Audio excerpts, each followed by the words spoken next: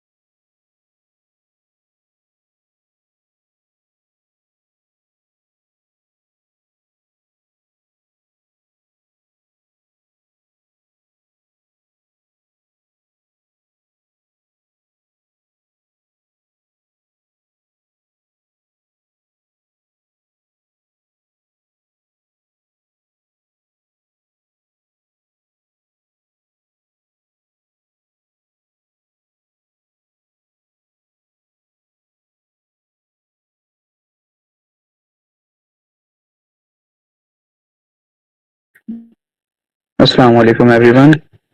I am your host Umar Ibrahim and welcome to our new session. We are here with Mr. Sir Hamza Salahuddin, who is a barrister and he is doing his legal practice in Medieval and Zafar Associates. He has completed his LLM in 2021 and moved to Pakistan, and also he has been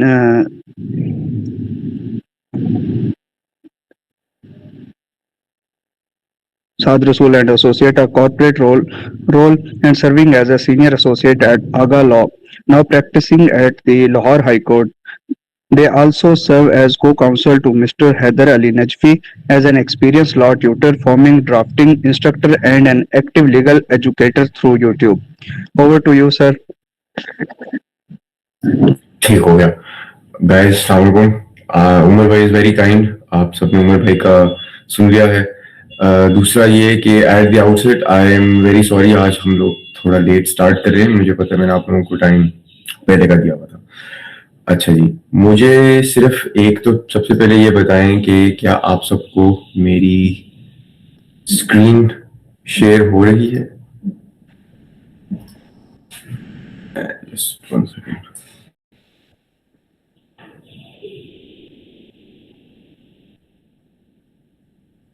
और दूसरा ये कि आप सब जो हैं, अच्छा नहीं हो रही, जबरदस्त, एक सेकंड इसको ब्रिंग कौन है? हाँ यार, मैं जरा क्लास ले रहा हूँ, ड्रम्स रहा हूँ।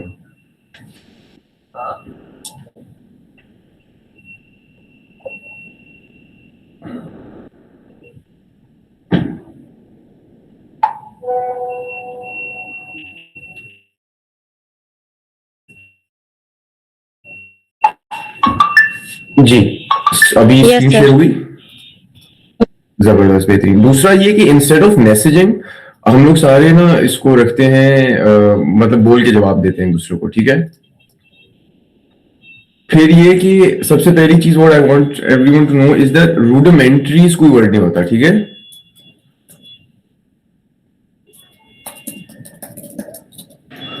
आप लोगों को नजर आ रहा है स्क्रीन? यस सर, स्क्रीन नजर आ रही है। बिल्कुल। अच्छा, तो जब मैंने बताया था कि इस क्लास को हमने कंडक्ट करना है, मैंने रूडिमेंट्स कहा था। रूडिमेंट्स का बेसिकली मतलब फंडामेंटल्स होता है, और ये बहुत से मुख्तलिफ कॉनोटेशंस में आप इसको इस्तेमाल कर सकते हैं। हमारी today's class is on drafting and opinion writing. Drafting itself एक पर्टिकुलर टर्म है जो कि इस्तेमाल पॉपुलर कॉनोटेशन में की जाती है to refer to the production of legal documents. It's not just case से related documents, it could be any documents. तो जब हम अपना ओपिनियन भी बनाते हैं तो हम उसको भी ड्राफ्ट ही करते हैं। और कोई भी चीज जो होती है, इनफैक्ट आप अपना नॉर्मल घर में ऐसे भी बैठ के जो लिखते हैं कॉपी पे, उसको भी ड्राफ्ट करना ही कहते हैं। अच्छा, ड्राफ्टिंग के कुछ रूल्स हैं, कुछ प्रिंसिपल्स हैं जो कि बाय एंड लार्ज परवेसिव हैं थ्रू आउट द कॉमनवेल्थ। तो अगर आप इस वक्त पाकिस्तान से उठ के ऑस्ट्रेलिया चले जाएं, न्यूजीलैंड चले जाएं, और there are many other countries that you can go for that matter, वहां पे आपको जो main crux meat and bones होते हैं अमूमन कॉमन लॉ के अंदर वो सेम ही मिलेगा। जो चीज आपको डिफरेंट मिलेगी वो होगा उनका पैटर्न, और वो इतना ज्यादा डिफर करता है कि the most similar patterns that we have to Pakistan are the ones that we find in either India और बांग्लादेश। इसके अलावा बाकी सारे हमको मुख्तलिफ लगते हैं। सबसे जो जेनेरिक पैटर्न है ड्राफ्टिंग का वो हम लोगों को इंग्लैंड में मिलता है, और वो बाय लार्ज काफी मुफीद समझा जाता है। मैंने क्या ऑब्जर्व किया यहाँ पे आके, मैं आप लोगों को 4-5 चीजें जो है वो शेयर भी करूंगा, साथ में कुछ ड्राफ्ट्स भी दिखाऊंगा, कुछ ड्राफ्ट्स शेयर भी करूंगा, और आप लोग उनको आगे जाके इस्तेमाल करें। अच्छा, हमारे यहाँ पे 3-4 चीजें हैं। पहली ये कि मैंने देखा है कि क्रिमिनल साइड पे ड्राफ्टिंग कम होती है। आप इससे पहले कि मैं थोड़ा आगे बढ़ूं, आप में से कौन कौन प्रैक्टिस करते हैं और कौन कौन नहीं करता, कौन कौन स्टूडेंट है? Sir, I am practicing. जबरदस्त। और कोई है?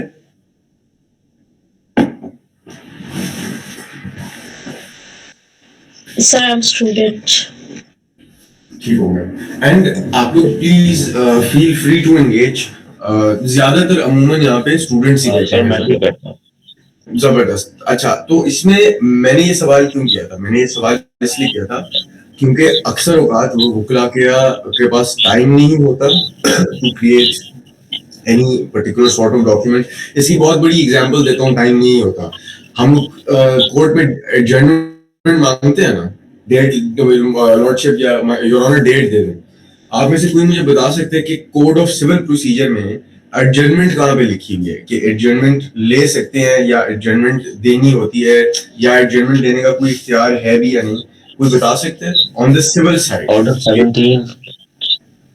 ऑर्डर 17, जबरदस्त। ऑर्डर 17 बिल्कुल ठीक है। तो अब अगर ऑर्डर 17 में लिखा हुआ है कि जी आप कोर्ट में grant time and adjourn hearing, यहाँ पे कहीं पर यह लिखा हुआ है कि आपने एडजर्नमेंट सिर्फ ओरली मांग सकते हैं, आपको जरूरी नहीं है कि आपने रिटर्न में मांगनी है।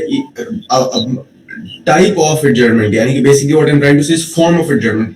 Is it stated anywhere in this code that you have to seek an adjournment in a particular way? कहीं लिखा हुआ है? Under rule 1 and 2। क्या कहता है रूल 1 and 2? आप पढ़ के बताएं। नहीं, आप ऐसे जिस्ट ही बता दें। बेसिकली तो सफिशिएंट कॉज की बात करता है ना 1 and 2। अच्छा, तो द जनरल आइडिया ये है ना कि वो ये है कि हर चीज रिटर्न में होनी चाहिए, लेकिन आप देखिए हम ओरल बोलते हैं और हम लोगों को एडजर्नमेंट मिल जाती है। नहीं, ओरल में नहीं, हमें तो रिटर्न में देना पड़ेगा ना, ऐसे तो प्रोसीजर नहीं फॉलो होगा। अच्छा, नहीं ऐसी बात भी नहीं है। अब ये किसने बोला है, ये वाली बात किसने बोली है? This is me. जी, जबरदस्त। अच्छा, कलीम खान है आप। अच्छा कलीम, मुझे बताएं कि आप प्रैक्टिस कर रहे हैं? यस। आपने आज तक डेट ली है कहीं पे? क्या सर, समझा नहीं। आपने आज तक कहीं पे डेट ली है, लाइक किसी जज से कहा है कि लॉर्डशिप या योर ऑनर तारीख दे दें? कभी तारीख लिया आपने? सर वो तो हाई कोर्ट में हम जुबानी कलामी ब्रीफ होल्ड लेते हैं, वो दैट्स अनदर। आप सिंध से हैं? आपने ब्रीफ होल्ड बोला, आप कराची से हैं? Yes yes.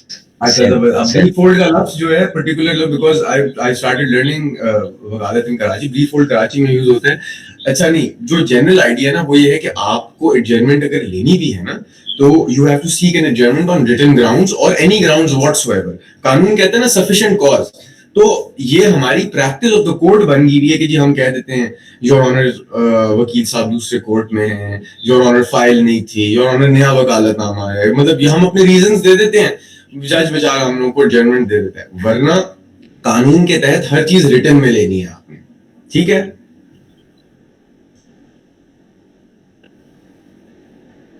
सर वो तो just for keep aside method के लिए ना। नहीं, कीप असाइड का, अच्छा कीप असाइड का क्या मतलब होता है? कीप असाइड ये है कि आप फॉर टाइम इंटरवल के आप एक्सेस कर लेंगे कोर्ट को, तो वो मैटर दोबारा से कॉल अप हो जाएगा। अच्छा, तो मेरी सवाब भी थोड़ी है, मैं जज थोड़ी हूँ। मतलब अगर जज ने कहा है कि जी अब जैसे हाँ 3 दिन पहले मैं पेश हुआ अब्दुल साहिबा के पास लोअर हाई कोर्ट में। कंप्लेनेंट का लॉयर नहीं आया हुआ था। मैडम ने कहा कि जी हम इसको साइड पे रख देते हैं, we will keep it aside थोड़ी देर बाद के लिए, but that does not entitle me कि मैं जाके कहूँ कि जी योर ऑनर आप डेट दे दें, हम मुखालिफ आके कहते कि डेट दे दें। एंटाइटलमेंट तो नहीं है ना, मांग सकते हैं, राइट तो नहीं है ना। नो नो नो नो नहीं नहीं नहीं, बिल्कुल आप बिल्कुल राइट कह रहे हैं, एंटाइटलमेंट नहीं है, बस जस्ट फॉर कीपर साइड होता है कि if the counsel is busy before any court, तो meanwhile he will come and proceed. हाँ जी बिल्कुल, लेकिन उसका एडजमेंट से कोई लेना देना नहीं है। वो जो point I am trying to make is that everything in our legal system, चाहे वो या ऑन द साइड हो, तो आपको रिटर्न में जैसे कि हमारे यहाँ पे एक रिवाज है, बंदा पकड़ा गया, अरेस्ट हो गया, प्री अरेस्ट हो गया, अब आप बेल लेने जाएंगे जी, 2 कागजों की एक बेल एप्लीकेशन होती है जिसपे स्टेपल हुआ होता है, और वो जाके आप दे देते हैं जिसमें मोटा मोटा लिखा होता है कि हकायक हैं, और उनकी बुनियाद पे मोटा मोटा लिखा होता है कि जी ये हमारे ग्राउंड्स हैं, और इन ग्राउंड्स पे वो कह देते हैं कि जी हमें बेल दे दें, जो कि 99% रिजेक्ट हो जाती है। उसकी वजह ये है कि आपकी बेल के अंदर जो चीजें आपसे मांगी होती हैं वो आपने उसके अंदर दी ही नहीं होती। सो इस सारी बात का जो लुबे लुबाब है बेसिकली वो सिर्फ ये है कि हमारी ड्राफ्टिंग के कुछ मकासद हैं, कुछ पर्पसेस हैं जिनको हम फॉलो नहीं करते। हमें फोर्स कोई नहीं करता क्योंकि सिस्टम चलता ही जा रहा है। अब वो जज भी बैठा हुआ है, वो भी कहेगा कि यार ये फिर उठ के ले आया। फिर एक मिसकंसेप्शन भी है कि जी कोई पढ़ता नहीं है। ये मुझे आप लोग अभी 82 लोग हैं इस वक्त इस क्लास के अंदर, कोई एक बंदा बता दे कि ये बात किसने कही है कि जज पढ़ता नहीं। किसी के पास इसकी सोर्स है? नहीं ऐसा नहीं है। कौन नहीं ऐसा नहीं है। वकील तो कोर्ट को असेस करता है ना, और all our understanding of the जज। मेरी दरख्वास्त है क्योंकि यहाँ पर टाइम कम है, तो let's keep it direct and short answers. So if I am asking questions, give me a very direct answer. ठीक है, क्या उसमें कोई तस्दीक है कि जजेस नहीं पढ़ते? जजेस तो सबसे ज्यादा पढ़ रहे होते हैं। इसलिए क्योंकि जजेस के पास वो जाएगा जो आप उनको देंगे अपने चेंबर्स में। जज ने आना है और उसने आके आपसे 3 या 4 सवाल करने जो भी मुनासिबत है of that particular court room, and that's it. आपका matter is going to be decided on what you written and the record that you attached. तो मैं अभी पिछले दिनों चले वहीं से स्टार्ट कर लेते हैं। स्टार्ट विद बेल, पहले क्रिमिनल के करवा देते हैं एंड देन उसके बाद हम आ जाएंगे सिविल के ऊपर। तो अब आपके सामने मैंने एक बेल एप्लीकेशन खोली है, ठीक है? क्या सब देख सकते हैं? सर डेस्कटॉप दिख रहा है, बेल नहीं दिख रही। आगे सबको आ जाए तो कंफर्म कर दें, वरना ठीक है। आप दिख रही है? सबको दिख रही है? Yes sir. जबरदस्त। अब इसके अंदर मैंने लिखा हुआ है written arguments on behalf of the petitioner. आपने रिटन आर्ग्यूमेंट्स नहीं लिखना। इनफैक्ट ये जो डब्बा है ना, ये डब्बा इज जहां पर आपने लिखने whatever it is that you are making to the court. तो यहाँ पर क्या आएगा, कोई बता सकता है या इवन सॉरी कोई बताना चाहता है तो मैं फिर वरना मैं बता देता हूँ। सर यहाँ पे सब्जेक्ट आएगा। अच्छा, ये बात भी आपकी टू सर्टेन एक्सटेंट बिल्कुल ठीक है, लेकिन हम इसको थोड़ा सा और प्रिसाइज में शॉर्ट कर लेते हैं। यहाँ पे आपका टाइटल आ जाएगा as to what application you are making, किस कानून को आप इन्वोक कर रहे हैं। ठीक हो गया?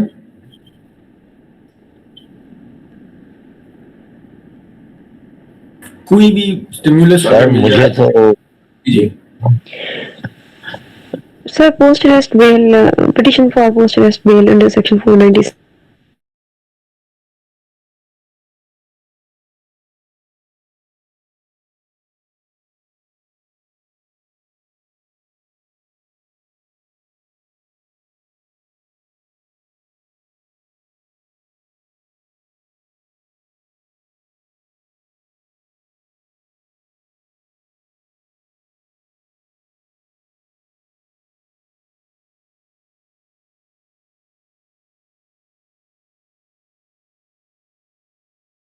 जी सर क्लियर है, स्क्रीन क्लियर है। जबरदस्त, बेहतरीन। बेहतरीन हो गया, बेहतरीन हो गया।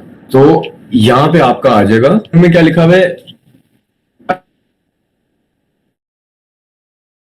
अच्छा, फिर एक चीज आपने और चीज याद महसूस करें, तो यानी कि आपका जो बेल जो बंदा लेके जा रहा है, he is going to be your petitioner.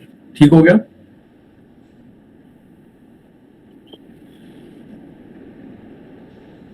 Hello,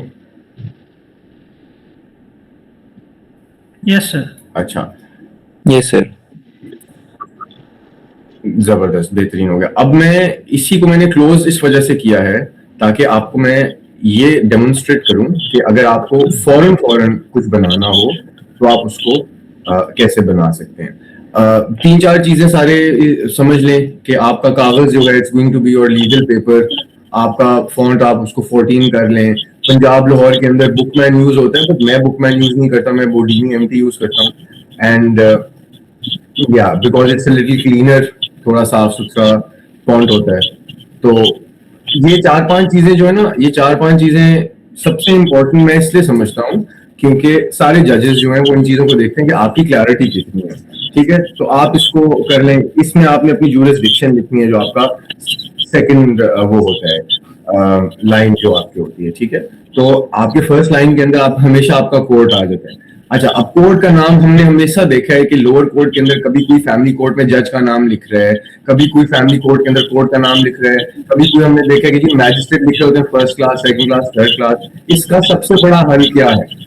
इसका सबसे बड़ा हल ये है, आप सीआरपीसी ओपन कीजिए। सीआरपीसी के अंदर section 9 classification of criminal codes आपको बता देता है जी क्रिमिनल कोड कौन कौन से हैं। सिमिलरली सिविल प्रोसीजर कोड भी आपको बता देता है। किसी एक का माइक ऑन है, प्लीज माइक बंद कर ले। सिविल प्रोसीजर कोड भी बता देता है कि जी कौन से कोर्ट्स की क्लासिफिकेशंस हैं और उन कोर्ट्स के एग्जैक्ट नाम क्या हैं। पाकिस्तान के अंदर there is the court of sessions, ठीक है, and then there is the magistrates courts. ये पाकिस्तान के अंदर कोर्ट्स हैं टोटल क्रिमिनल साइड के ऊपर। इसके अलावा अगर हम सिविल साइड के ऊपर देखें तो देयर इज दी क्या कहते हैं, civil court, and then there is the district court. ठीक है, इसके ऊपर सारे आपके high court, supreme court and FCC आ जाते हैं और उनके टाइटल्स आपके ऊपर आ जाएंगे। फिर आपने जुरिसडिक्शन हमेशा इन्वोक करें, जज के लिए भी इन्वोक करें, अपने लिए भी इन्वोक करें। और अभी तो मैं सिर्फ सेकंड लाइन के अंदर जुरिसडिक्शन इन्वोक करवा रहा हूं, यानी कि फॉर एग्जांपल लेट्स अज्यूम हम एक कॉन्स्टिट्यूशनल पिटिशन लेके जा रहे हैं। ठीक है, बेल जा रहे हैं, तो क्या करेंगे जी, in exercise of its criminal dash original jurisdiction, that's it. Similarly अगर हम सिविल मैटर में जा रहे हैं तो जी in exercise of its civil original, and this could be any court, high court हो सकता है, लोअर कोर्ट हो सकता है, अपीलेट कोर्ट हो सकता है। अच्छा, अगर ये भी नहीं आती तो फिर क्या कर सकते हैं हम, in exercise of jurisdiction under section 14 of the family courts act, ये फैमिली कोर्ट्स में चल जाता है। सिमिलरली रेंट कंट्रोलर में चल जाता है। आप इसको सेंटर में करके इटैलिक करके इसको टाइटल के नीचे लिख दीजिए। ठीक है, तो अगर ये हम फैमिली कोर्ट में कर रहे हैं, इन दी ये वो है, दिस इज एग्जैक्टली फोटोकॉपी है माइक्रोसॉफ्ट वर्ड की।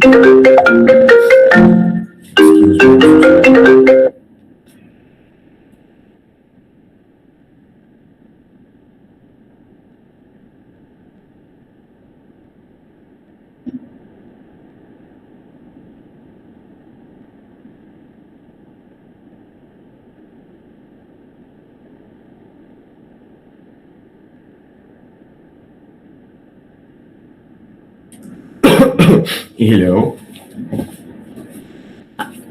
जी। अच्छा, तो in the family court sitting at Lahore, या जहां पर भी आपका फैमिली कोर्ट बैठ रहा है आप उसको कर दीजिए। अब यही अगर कराची होता तो जी in the Sindh high court at Karachi, तो पूरा आपने नाम, और वही अब लाहौर में लाहौर हाई कोर्ट का नाम है लाहौर हाई कोर्ट, और उसको लिखते हैं जी in the Lahore high court at Lahore. अब ये एक अब्सर्डिटी है, लेकिन ये एक ऐसी चीज है जिसको हम चेंज नहीं कर सकते। मैं अगर कर सकता हूं तो इसको तो मैं सबसे पहले चेंज कर देता। फिर उसके बाद आप अपना never forget case number, case matter में आप अपीयर हो रहे हैं, ठीक है, केस नंबर। अगर कोई मिसलेनियस एप्लीकेशन है आपकी तो वो मिसलेनियस एप्लीकेशन, उसका नंबर, बेल में ऊपर है उसका नंबर, किसके बिहाफ पे पेश हो रहे हैं उसका नंबर। उसके बाद पार्टीज के नाम, पार्टीज के नाम लिखने के बाद आप अपना पिटिशन का टाइटल में आ जाएंगे, ठीक है। That would be petition under, let's assume हम बेल कर रहे हैं, ठीक है, तो पोस्ट अरेस्ट कर रहे हैं under section 497 CRPC, so on and so fourth. ये वो फॉर्मेलिटीज हैं जिनकी सबसे ज्यादा वेटेज होती है, हालांकि इनके ऊपर कोई भी बंदा अमूमन फोकस जो है वो नहीं डालता। अच्छा, इसके बाद अब ये इसका नाम पेजेस है ऐप का, ये वो मैकबुक के अंदर आती है। मैं ये यूज करता हूँ अनफॉर्चुनेटली, क्योंकि मुझे माइक्रोसॉफ्ट वर्ड थोड़ा सा तंग करता है। अच्छा, अब मैंने ओपन किया है फिर से ये अपना पिटिशन को, और इस बार I will make changes within the petition itself. तो पिटिशन फिर से अब नजर आ रही है क्लियरली आप सबको? यस सर नजर आ रही है। श्योर नजर आ रही मेल में एक और चीज, ये जो मैंने लिखा है ना ऊपर for immediate use in court, ये मैंने रिटन आर्ग्यूमेंट्स में डाला है। अगर ये पिटिशन होती, मेरी मेन पिटिशन होती, तो इसमें मैं ये डब्बा कभी भी ना डालता, ना मैं ये जज का नाम लिखता, हाँ, और यहाँ पे मैं लिखता सिर्फ बेल पिटिशन नंबर अपना, दैट्स अबाउट इट। अब मैं सिर्फ for the sake of formatting इसको नीचे कर रहा हूँ, हाँ, यहाँ पे मैं लिख देता कि जी petition under so on and so forth XYZ। हाँ, अब हम आगे चले आते हैं।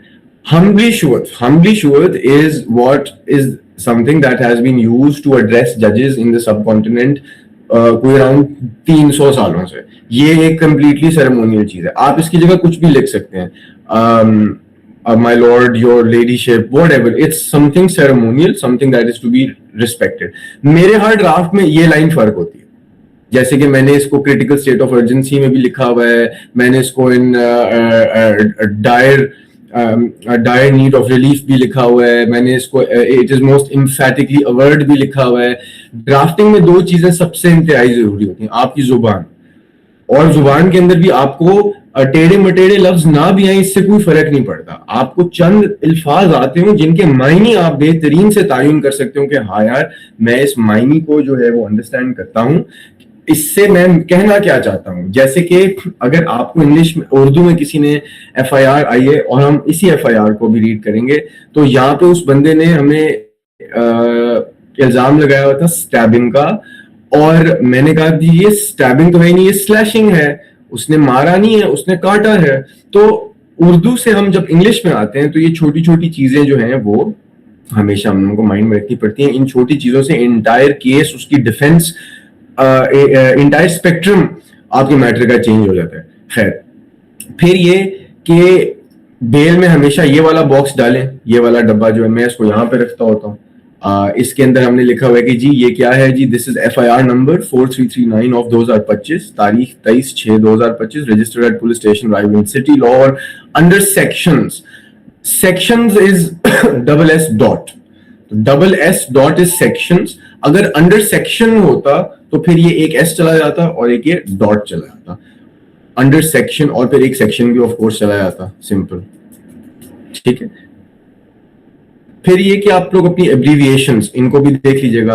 अच्छा, फिर ये कि हमेशा नाम पिटिशनर का पूरा, उसके बाप का नाम, वो मुसलमान है, बालिग है, और फिर उसका स्टेटस क्या है। यहाँ पे आप, मैंने लिखा है जी कन्फाइंड इन कैंप जेल। अगर ये बंदा वकील होता मैं यहाँ पे लिख देता एडवोकेट, अगर ये बंदा या अगर ये औरत माँ होती मैं यहाँ पे लिख देता मदर, अगर ये कोई बच्चा होता तो मैं वो लिख देता, तो यहाँ पे मुस्लिम एडल्ट के बाद आप अपना छोटा सा यहाँ पे 2, 3 या 4 अल्फाज का एक डाल सकते हैं कि जी ये है प्रॉब्लम, ये आपने करना है, और या ये आपका प्रेजेंट पर्टिकुलर स्टेटस है जिससे आप लेफ्ट राइट नहीं हो सकते। This is something very small just for the जज।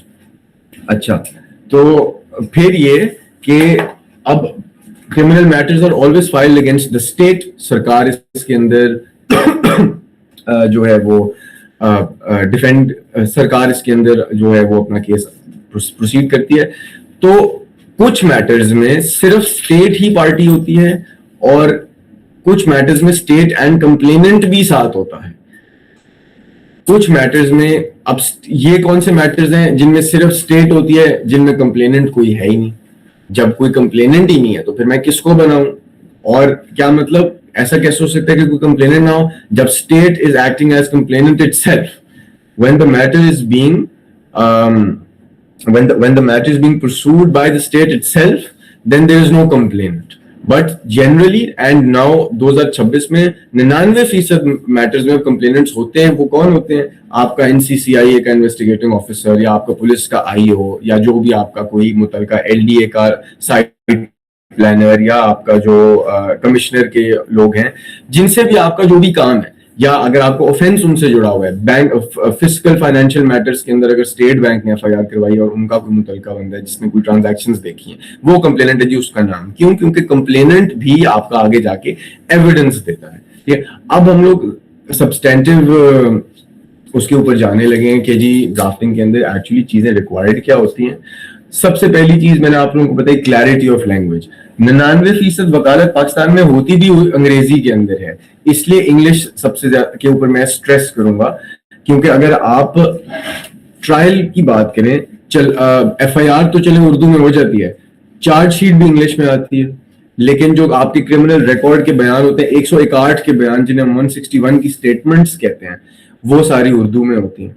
कोई आप मुझे बता सकते हैं कि एक 161 की स्टेटमेंट क्या होती है एंड 164 की स्टेटमेंट क्या होती है? एक कंप्लेंट होती है और एक FIR। एक पुलिस स्टेटमेंट रिकॉर्ड करते हैं, इनका आईओ रिकॉर्ड करता है, और 164 बिफोर जुडिशियल जज जो होता है प्रिजाइडिंग करता है। हेलो सर, आपकी आवाज नहीं आ रही। मगर 161 जो होता है वो आईओ रिकॉर्ड करता है, पुलिस एजेंसी रिकॉर्ड करती है। जब 164 होता है वो हमारा जुडिशियल जज जो होता है वो करता है। अभी भी आप लोगों की बिल्कुल भी आवाज नहीं आ रही।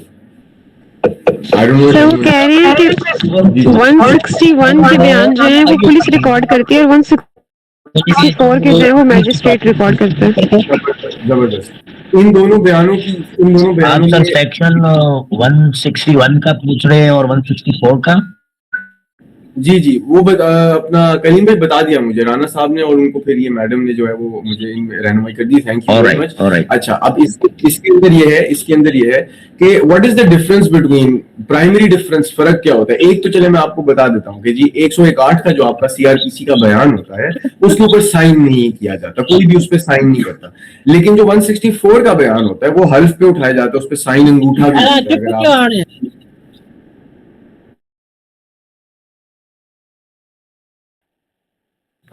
जी अच्छा, ये एक बड़ी कुर्बानी साहब, दो चीजें, मुझे तो सिंधी नहीं आती और दूसरा ये कि आप कहेंगे अपना माइक बंद कर लीजिए। बेहतर यही होगी कि हम एक ऐसी जुबान में गुफ्तगू करें जो हम दोनों को आती है। अच्छा, तो जो बेसिक डिफरेंस होता है ना, अभी यहाँ पर किसी ने एडमिसिबिलिटी बोली थी, ये गलत है, ऐसी कोई बात नहीं।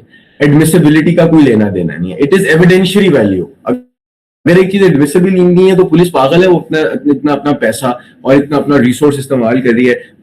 पुलिस रूल्स आपको एक डायरी बयान करते हैं, उस डायरी के अंदर police proceedings day to day कैसे कंडक्ट होनी है।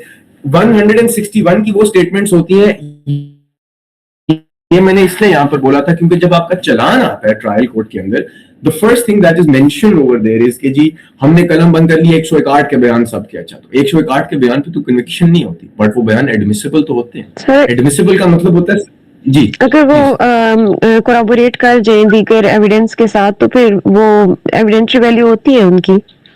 अच्छा, अब इस पे भी आ गया, कोराबोरेशन क्या होती है? लिंक कर जाए किसी तरीके से उनके साथ, उनका कोई ताल्लुक बन रहा हो। मुझे सिर्फ लिंक चाहिए था, जबरदस्त, आपने कहा लिंक कर जाए। आपने एक 101 का बयान दिया कि उमर ने चपेट मारी उस्मान को, और आपके साथ मैंने ही जाके 101 का बयान दे दिया कि उमर ने चपेट मारी उस्मान को। हम दोनों के बयान आपस में कोरॉबोरेट कर रहे हैं, ठीक है, हम दोनों के बयान आपस में कोरॉबोरेट कर रहे हैं, ऐसा ही है? सर रिपीट कर दे। जी, मैंने कहा था अभी आप और मैं गए, हम दोनों ने बयान दिए पुलिस को। आपने बयान दिया कि जी उमर ने उस्मान को चपेट मारी, मैं भी आपके साथ गया पुलिस स्टेशन और मैंने भी उसी इन्वेस्टिगेटिंग ऑफिसर को एक बयान दिया 161 CRPC के तहत। उसने वो बयान कलमबंद किया और वो बिल्कुल वही बयान था जो आपने दिया। अब दो बयान आ गए एक बंदे के खिलाफ, ठीक है,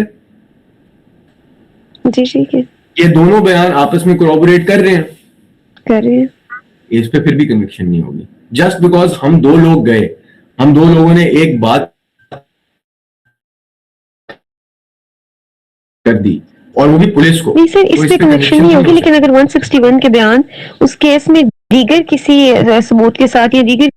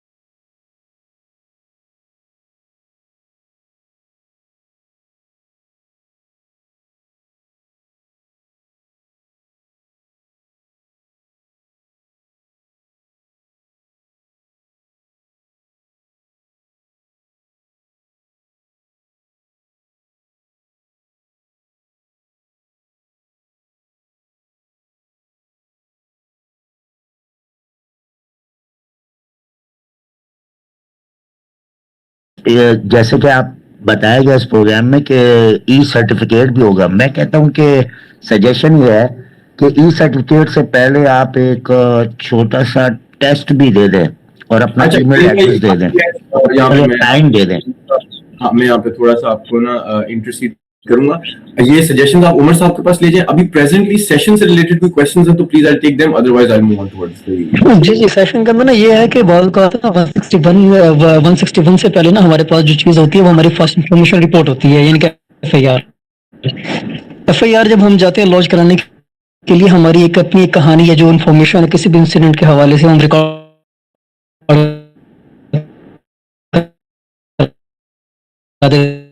पुलिस होते हैं, उनसे क्या करता है 161 जो होता है वो रिकॉर्ड कर लेता है, बाकी इस तरह से जो होता है वो बन जाता है कंप्यूटर उसका जो इन्फॉर्मर होता है।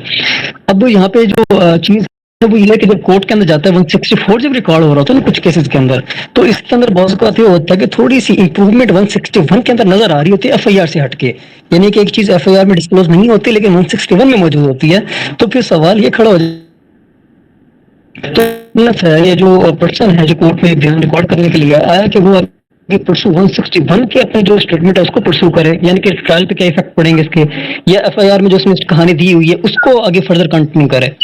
ये तो बहुत सिंपल है ना जी, ये तो बिल्कुल जो आपकी बात में ही आपका जवाब है, पहले आपने कुछ कहा बाद में आपने कुछ कहा, बस जब जैसे ही ये हो कि 164 के बयान के टाइम पे कोई अपनी 161 की दी हुई स्टेटमेंट को कॉन्ट्रडिक्ट कर रहा है, 161 इस्तेमाल हुआ है, आप उसको कन्फ्रंट कर सकते हैं, उसको निकालें। आप जो प्रीवियसली मेड इनकंसिस्टेंट स्टेटमेंट है उसको साबित कर दे सामने, बोले कि जी ये गलत, जज के सामने। नहीं, मैं प्रोसिक्यूशन एंड से बस आपको सवाल कर रहा था कि विटनेस जब रिकॉर्ड कराने जा रहा होता है तो उसको क्या बेनिफिशियल ये चीज होती है कि अपने 161 के तायद में जाके 164 का रिकॉर्ड करवाए, आया कि जो एफआईआर के अंदर जो चीजें उसने डिस्क्लोज की होती है उसको फर्दर लेके चले आगे। एफआईआर क्या होती है?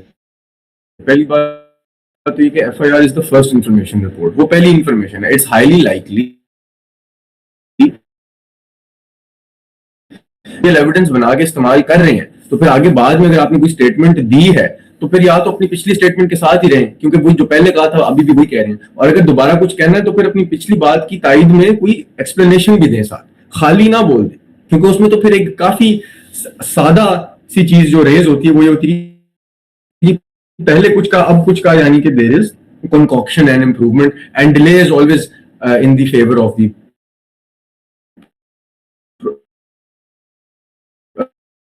डिफेंस किसी भी किस्म का। ठीक है यहां तक?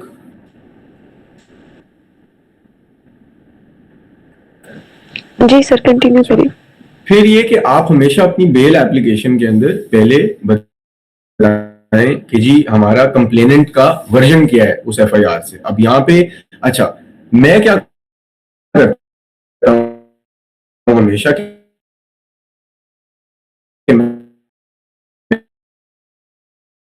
मैंने इससे लंबी इंट्रोडक्शंस भी दी हैं डिपेंडिंग ऑन रेट है या कोई भी चीज है। यहाँ पे क्या इंट्रोडक्शन है कि जी पिटिशनर मोस्ट ग्रेशियसली बेल मांग रहा है, और ये चूंकि रिटन आर्गुमेंट्स थे तो मैंने यहाँ पे इसको बोल्ड में लिख दिया। ये आपको लिखने की जरूरत नहीं है, एक आर्गुमेंट्स अपने खोले हुए हैं इसलिए मैंने ये बोल्ड में लिखा हुआ था। पिटिशन में हमेशा कंप्लीट सेंटेंसेस आपने लिखने, ब्रोकन सेंटेंसेस आपने नहीं लिखने। फिर जी कंप्लेनेंट का हमेशा वर्जन क्या है? कंप्लेनेंट का वर्जन इस वाले सिनारियो में क्या था? कंप्लेनेंट ने कहा कि जी 21 तारीख को 9 बजे के करीब उसका बेटा अल्लाह बसाया दुकान पे आया सौदा सुलफ क्रेडिट के ऊपर लेने के लिए। Upon refusal to allow goods on credit, the petitioner became enraged and started hurling abuse towards वकार यासीन। ये बात उसने लिखी कि जी जिस पॉइंट पे मेरे बेटे को उसने मना किया ना कि मैं तुम्हें नहीं देता चीजें क्रेडिट पे, वो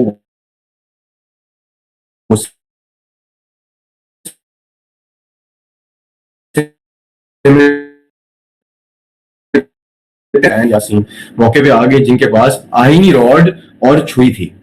इस मौके पे गुलाम रसूल ने ललकारा। अब ये देखिए मैंने यहाँ पे इंग्लिश में ललकारा मारा लिखा हुआ है, उसको लैटिन किया हुआ है, तो ये आप कर भी सकते हैं कि आप लैटिन स्क्रिप्ट के अंदर उर्दू का कोई टर्म इस्तेमाल करें और उसको लैटिन कर दें, क्योंकि अगर आपके पास उसके मध्य मुकाबले कोई टर्म नहीं है या वो टर्म की लीगल सिग्निफिकेंस है, जैसे ललकारा एक पाकिस्तानी जूरिस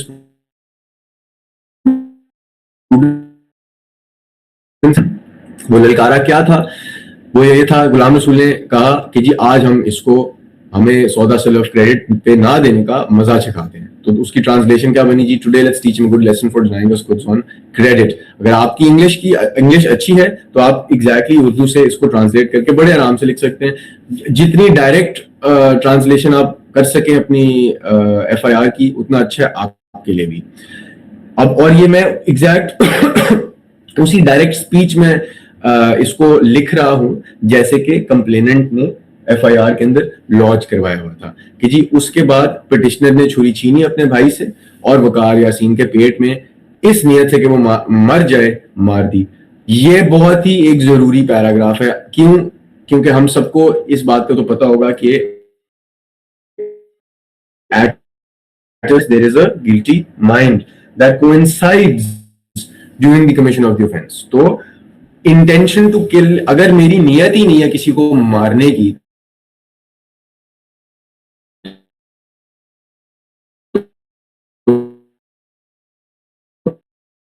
फिर मैं 11:30 बजे ये बंदा अस्पताल पहुंचा, 9 बजे ये इवेंट हुआ और इन्होंने कहा कि जी आधे घंटे, लगभग आधे घंटे 40 मिनट का एक टाइम फ्रेम विंडो आगे जाके आता है। मैंने उसमें इनको उस टाइम में ना मैंने इनको लॉक किया था। आगे एक पैराग्राफ आएगा मैं आपको दिखाऊंगा। तो फिर मैंने उन्हें बोला कि ये तो बड़ी अजीब बात लगती है कि बस्ती अमीनपुरा जो कि छोटी सी गली है,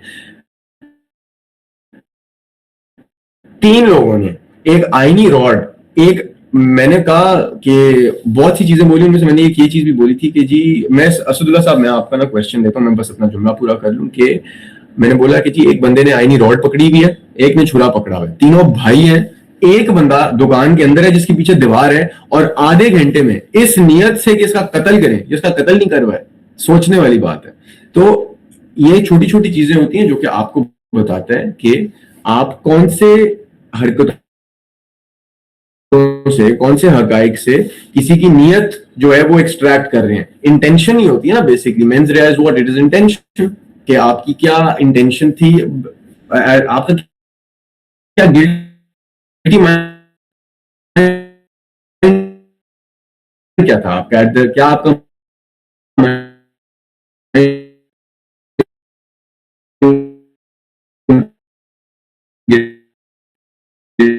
intended to cause hurt, section 332 या जो भी आप शो कराना चाहते हो, आपको किसी ना किसी एक्शन से मिलेगा। नियत का सबूत तो नहीं होता ना, नियत तो हमेशा तराशी जाती है हकाइक की बुनियाद के ऊपर। खैर, as a result of this alleged stabbing, Waqar Yassin got seriously injured and fell down to the floor. Petitioner and his brothers continued the beating, and this time petitioner stabbed Waqar Yassin. When all this had occurred, the complainant along with Mohammed Ilyas and Mohammed Khalid arrived upon the place. इस juncture पे FIR में उसने लिखा था कि ये सब हो गया, फिर मैं मोहम्मद इलियास और मोहम्मद खालिद मौके पर पहुंचे। तो इसमें एक छोटा सा सवाल ये उठता है, जब आप मौके पे थे ही नहीं देखने के लिए, तो आपको कैसे पता कि सारा कुछ हो क्या रहा था?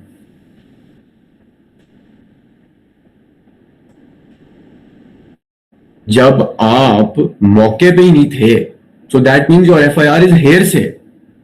That means your FIR is hearsay. अभी हम आगे जाके मैंने जो इस केस के अंदर इनकंसिस्टेंसीज निकाली हैं उनको भी पढ़ेंगे। The complainant and his associates begged the petitioner and his brothers to spare Waqar's life and complainant died 15।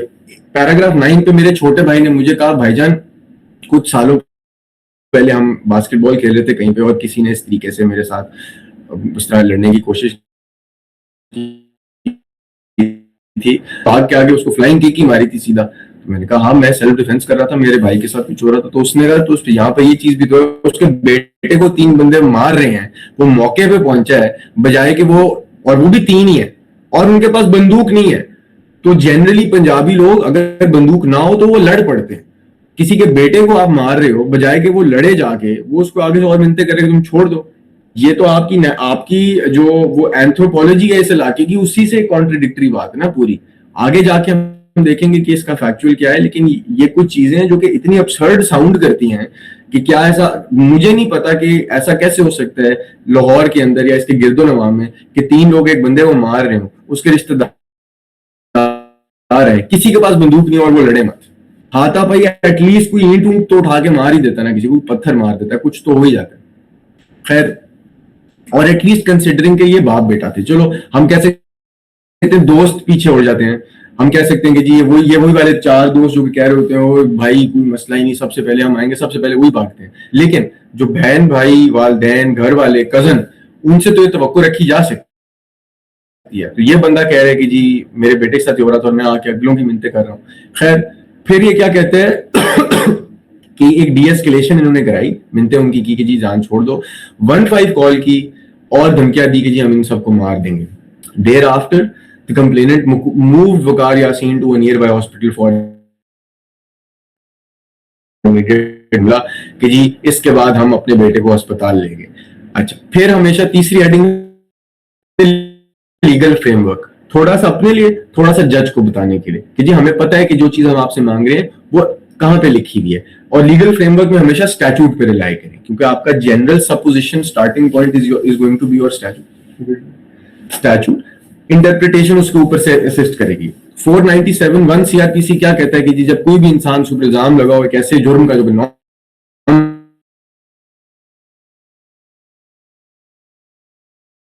आप बेल पे छोड़ देंगे, बट नहीं छोड़ेंगे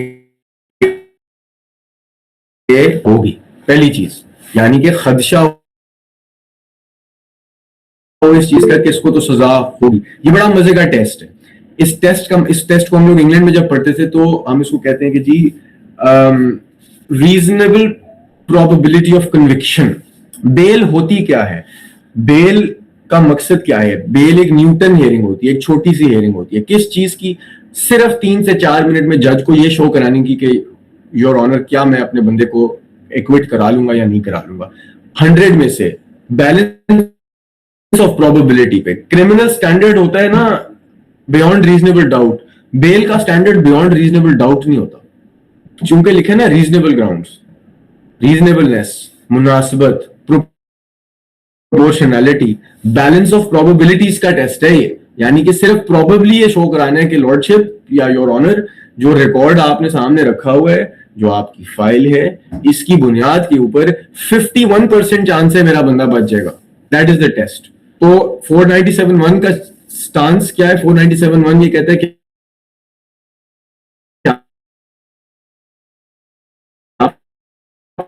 कुछ भी रीजनेबल ग्राउंड्स हैं ये चीज मानने के लिए कि आप गिल्टी हैं। यानी कि जाहिर जाफर के केस के अंदर जाहिर जाफर को बेल मिल जाएगी अगर जाहिर जाफर ये शो करा दे कि देयर इज अ 51%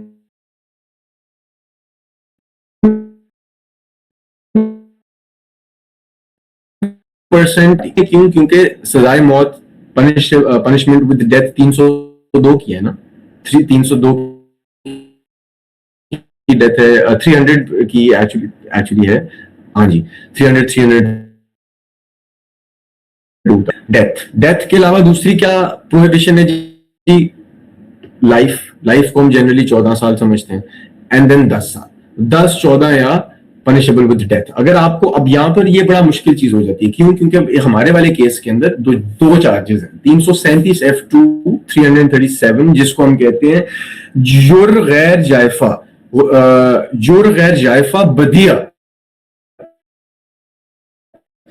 जुर्म is a type of harm, 332 में गिवन है। गैर जायफा और जायफा वो हार्म करने के तरीके हैं, जायफा के तरीके से भी कर सकते हैं और गैर जायफा के तरीके से भी कर सकते हैं। किया क्या है? जोड़ किया है। जोड़ क्या होता है? वो हर्ट जो कि सर पे ना हो, मुंह पे ना हो, उसके अलावा कहीं पर भी हो, वो हर्ट। और बदिया क्या होता है? बदिया इंसिजन वुंड को कहते हैं, किसी को काट देना। पाकिस्तान के अंदर एक बहुत ही जबरदस्त किस्म का ग्रीवियस बॉडीली हार्म को डील करने, आपको पता है पाकिस्तान का जो ग्रीवियस बॉडीली हार्म का कानून है वो इंग्लैंड के कानून से ज्यादा एडवांस है। क्या आप लोगों में से किसी को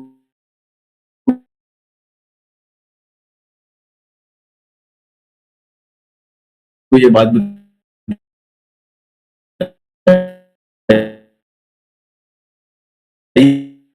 किसी ने उस आगे है आपका कानून अप्रोक्सीमेटली। खैर, तो ये आपने अपना टेस्ट बयान कर दिया। फिर उसके बाद 497 में एक और टेस्ट है, 497(2) कहता है if it appears at any stage of the investigation, inquiry और trial that there are no reasonable ground. अब इन्होंने नॉट लिखा हुआ है। अच्छा, मेरी ना कोशिश होती है कि कानून में अगर कोई गलती है ना तो उसको फोटोकॉपी छाप दो। मेरी गलती तो नहीं है ना, मैं उसको ठीक क्यों करूं? एक बात है, गलती जिसने की है वो करे ठीक, मैं उसको वैसे ही लिख दूंगा। उसमें फिर एक दूसरी चीज ये होती है कि जज के सामने जब नजर पड़ती है ना और वो उसकी निशानदेही करते हैं, वो कहते हैं ये क्या है, तो आप कहते हो कि माय लॉर्ड या योर ऑनर ये गलती इन अदालत वालों ने की है, हमने रेप्लिकेट किया ताकि आप देख लें। मैं करेक्ट कर भी सकता था, लेकिन हम ज्यादा ट्रांसपेरेंसी चाहते हैं ना कोर्ट के लिए। कोर्ट को भी पता होना चाहिए कि उसके जो एहलकार हैं या जो हुकूमत के अदारों के एहलकार हैं वो कितने अहल हैं। खैर, दूसरा टेस्ट है जी 497(2) का, there are no reasonable grounds for believing that the accused has committed a non bailable offense, but that there are sufficient grounds for further inquiry into his guilt. Accused shall, pending such inquiry, be released on bail. ये बहुत मजे का test है और ये उस पिछले वाले से भी ज्यादा सिंपल है। पिछले वाला सिर्फ ये कहता है कि देखो हमजा के ऊपर अगर चार्ज ऐसा है कि उसको 91% बहस के बाद चांस है, फाइल पढ़ने के बाद और बहस के बाद 91% चांस है कि इसको सजा हो जाएगी, इस केस में बेल रिजेक्ट है। ये 497(1) का टेस्ट है। 497(2) ये कहता है कि अच्छा चलो छोड़ दो 2 मिनट के लिए कि इसको सजाए मौत होगी या 14 होगी या 10 साल की सजा होगी, छोड़ दो 2 मिनट के लिए, डेथ हो जाएगी। ये देखो कि क्या कोई मुनासिब वजूहात हैं ये चीज तायुन करने के लिए कि इस बंदे ने शायद ये काम ही ना किया हो। पिछले वाले से सिमिलर है। क्यों? क्योंकि अगर आप कोई ऐसे मुनासिब ग्राउंड्स रेज कर दें कि माय लॉर्ड जैसे कि ये यहाँ पे था ये चीज रिकवर नहीं हुई, ये डिले है, ये कंकॉक्शन है, ये मुनासिब वजूहात हैं ये चीज शो कराने की कि ये कुछ शायद नहीं हुआ, चूंकि नहीं हुआ, चूंकि नहीं हुआ। This is the most crucial thing. Further inquiry इसीलिए जरूरी है चूंकि ये ग्राउंड्स रहते हैं डाउट के जो कि हमने सेटिस्फाई नहीं किए।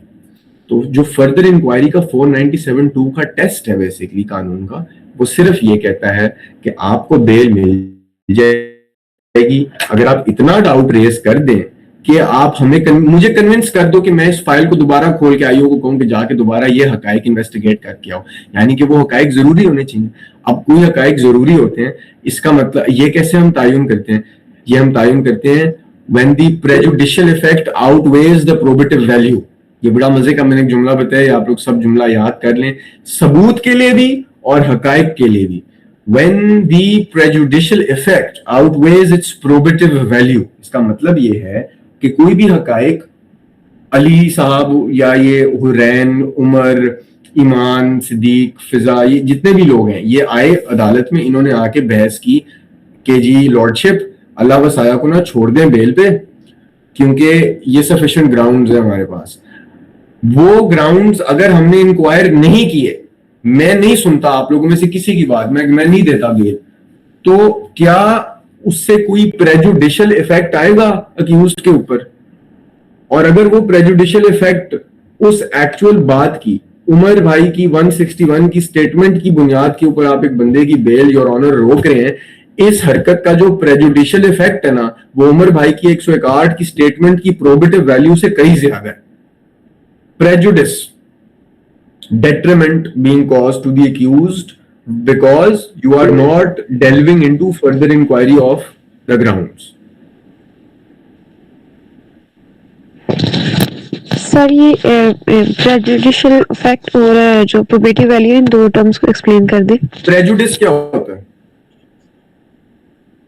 सर बुगज रखना किसी से। अच्छा, बुगज तो बायस भी कह सकते हैं आप, करीब करीब है, गलत आपने भी नहीं कहा, लेकिन जो थोड़ी सी डायरेक्ट इंटरप्रिटेशन मैं निकालना चाहूंगा प्रेजुडिशियल इफेक्ट से, उसको हम कह लेंगे डेट्रीमेंट। ठीक है, इसको डेट्रीमेंटल इफेक्ट भी कर लेना। अच्छा, एमक्यू साहब ये बायस BIAS हो जाएगा। अच्छा, इसमें क्या एक्सप्लेन करूं? मैं कर देता हूं लेकिन इन दोनों टर्म्स का थोड़ा सा बता दें क्या है। अच्छा, ठीक है, तो कोई भी चीज जो होती है ना, उसका प्रेजुडिशियल इफेक्ट का मतलब ये होगा कि वो आपको नुकसान दे। ये तो मेरा नुकसान कर रही है, इसका एक डेट्रीमेंटल यानी कि नुकसान दे। कोई चीज जो कोई चीज जो मुझे नुकसान कर रही हो फेयरनेस के ग्राउंड्स के ऊपर, it is unfair to do something, it's more towards causing me harm than towards doing justice. यानी कि इसकी छोटी सी और एग्जांपल, तो मैंने बोला ना प्रोबेटिव वैल्यू, यानी कि किसी को कन्विंस करना प्रोबेबली कि ये ऐसा हुआ था या नहीं हुआ था। प्रोबेटिव का मतलब होता है कोई चीज जो कि आपको किसी दूसरी चीज की तरफ कन्विंस करे कि जी प्रोबेबली ये हुआ था। डिसप्रोबेटिव होगा नहीं हुआ था। तो जब कोई भी पीस ऑफ एविडेंस आए या कोई भी फैक्ट आए या कोई भी स्टेटमेंट आए और हम ये देखें कि यार ये फैक्ट, ये स्टेटमेंट या ये पीस ऑफ एविडेंस को अगर हमने without any inquiry, information, any challenge, without anything हमने इसको ऐसे ही रखा, ये बस ऐसी पड़ी हुई है बात। उमर ने इल्जाम लगा दिया कि जी हमजा जो है बड़ा बदतमीज आदमी है, इसको तो जी ADL में कुछ नहीं पढ़ाना चाहिए बस, और मैंने इस चीज को चैलेंज नहीं किया या किसी ने भी नहीं किया। और अगर मैंने जज को बोला, मैंने कहा योर ऑनर ये देखें इन्होंने मेरे खिलाफ एक बात की है, और जज ने उसके ऊपर कोई एक्शन नहीं लिया, तो फिर जज की हरकत का एक जो नुकसान होएगा ना मुझे, उस नुकसान को हम कहेंगे प्रेजुडिशियल इफेक्ट। और अगर वो नुकसान जो मुझे हो रहा है वो उमर भाई की जो बात है कि हमजा नहीं पढ़ाएगा, उसकी प्रोबेटिव वैल्यू से बढ़ जाती है, तो फिर वो मेरे नुकसान है ना। ठीक है, ये चीज आपको समझ आ गई है? जी सर। शाहजेब साहब, when the prejudicial effect outweighs probative value, ये पूरी है। ठीक है, हम गाइस 2 मिनट्स ब्रेक ले रहे हैं, उसके बाद हम वापसी आ रहे हैं एंड हम फिर यहाँ से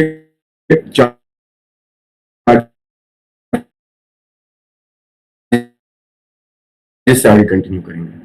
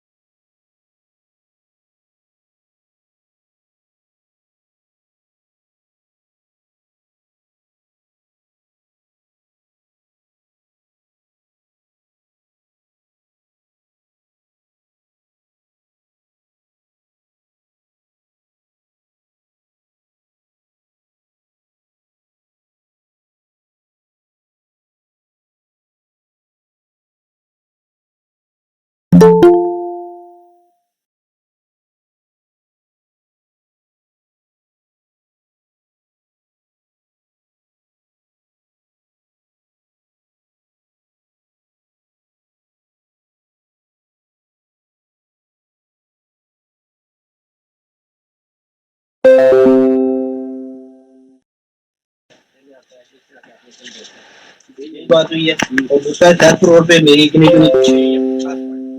तीन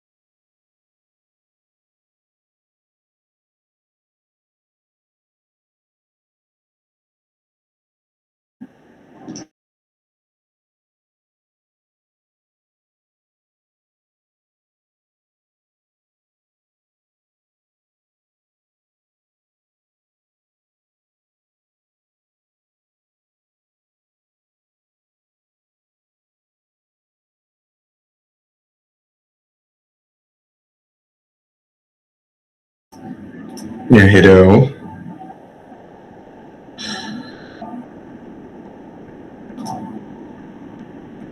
जी गाइस, आपको सबको नजर आ रहा है? Yes sir. बेहतरीन हो गया। वेट करते हैं 2 सेकंड के लिए, जरा थोड़ी स्ट्रेंथ पूरी हो जाए एंड देन फिर स्टार्ट करते हैं।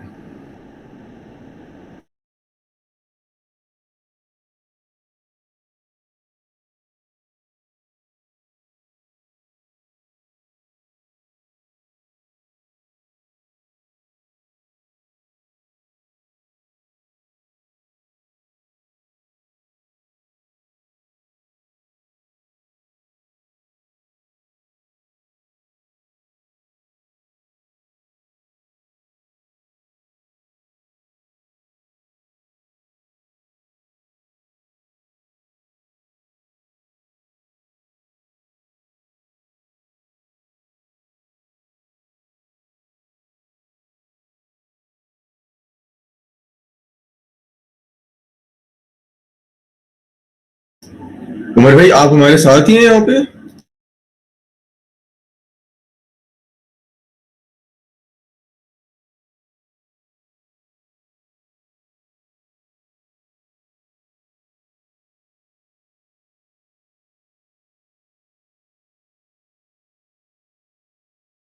उमर भाई, बस स्टार्ट कर दे फिर।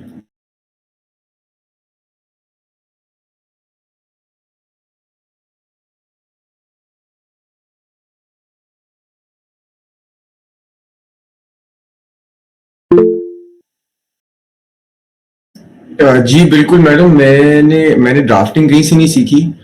अच्छा जी, मैं बस मतलब खुद ही आती है और इम्प्रूव मैं रोज रोज इसको करता रहता हूँ।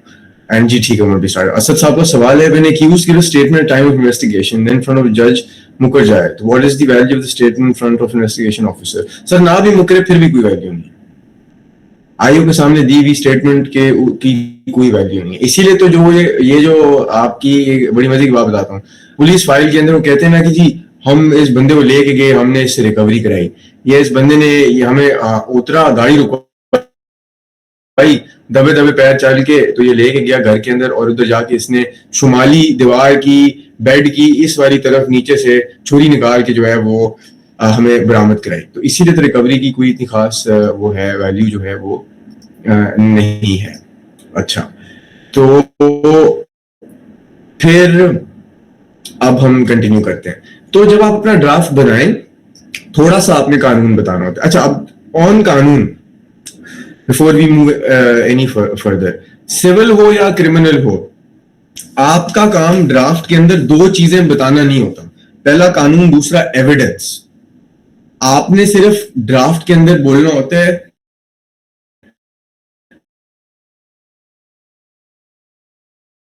को मारा, इसको मैं साबित करूंगा।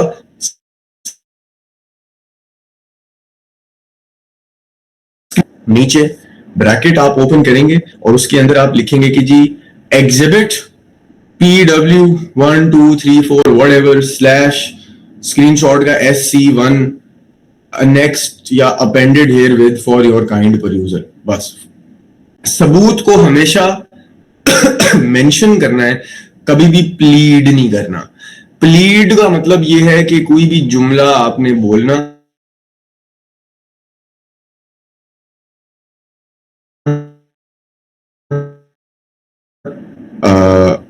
या कोई आपने प्लेंट बनाई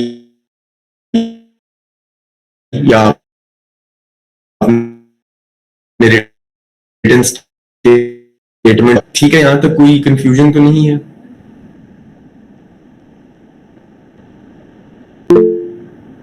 जबरदस्त। तो आपने अपने ड्राफ्ट के अंदर ना एविडेंस प्लीड नहीं करना, सबूत मेंशन करना है, और कानून तो कभी भी नहीं करना। यानी कि किसी भी ड्राफ्ट में कभी भी ये नहीं लिखा होना चाहिए कि असदुल्ला साहब जज ने जी 1996 SCMR 3310 के अंदर पैराग्राफ 59 में डिसाइड किया था कि जी नेचुरल जस्टिस के प्रिंसिपल सबसे जरूरी हैं, या 2026 YLR 3390 के अंदर जस्टिस अबरगुल ने लिखा है कि जी inconsistencies between medical evidence and prosecution version mars the case of the prosecution. इस तरह कुछ भी नहीं लिखना। कानून को हमेशा ड्राफ्ट के अंदर मेंशन करते हैं, साइट करते हैं। आप एक साइटेशन लगा देंगे और साइटेशन लगाने के बाद आप क्या कहते हैं उसको नीचे फुट नोट में लॉ का जो साइटेशन है आपकी PLD SCMR या मैं पर्सनली पूरा कानून का जो नाम है वो लिख दिया करता हूं। मैं भी कुछ और भी हम ड्राफ्ट देखेंगे तो उनमें आपको पता चलेगा। खैर, तो ऊपर हमने बेल का टेस्ट बता दिया, फिर हमने चार्जेस बता दिए। चार्जेस मैंने लिखे हुए, मैं चार्जेस को जो है वो रीड नहीं करूंगा। हम आ जाते हैं जी सबमिशंस के ऊपर। सबमिशंस में जब आप अपनी बेल की पिटिशन भी लिखेंगे उसमें भी आप सबमिशंस का टाइटल यूज कर सकते हैं। आप उसमें ग्राउंड्स का टाइटल भी यूज कर सकते हैं। ग्राउंड्स कुछ फैक्चुअल होते हैं, कुछ लीगल होते हैं। अच्छा, आप में से कोई मुझे बता सकते हैं कि क्रिमिनल लॉ के अंदर अपेलेट ग्राउंड्स क्या होते हैं? मतलब अगर मुझे क्रिमिनल सजा हो गई है तो मैं CRPC में कौन सा सेक्शन है जो कहता है कि पहली चीज तो ये कि मैं अपील कर सकता हूं, और दूसरा ये कि वो क्या बुनियाद जी। इसकी मैं छोटा इस सवाल को और आसान कर देता हूं। जैसे CPC में 12(2) है, ठीक है, तो हम चैलेंज करते हैं एक डिक्री को for misrepresentation, want of misrepresentation, fraud या डिसीट इन ग्राउंड्स के ऊपर, या लैक ऑफ यूरिसडिक्शन के ऊपर, या अगर हम करा दें जी वो क्या बोलते हैं उसे रेस जुडिकाटा की एप्लीकेशन होती है,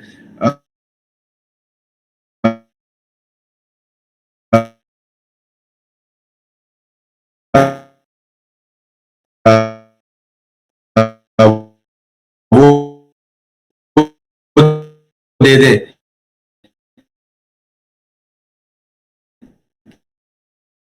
कि जी ये तो चल ही नहीं सकते, क्या है और वो कहाँ लिखे हैं? 426 CRPC में 426 CRPC क्या कहते हैं 426 CRPC? प्लीज हम सबकी रहनुमाई कीजिए।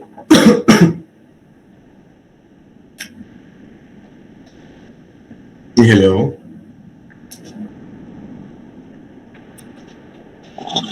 हेलो,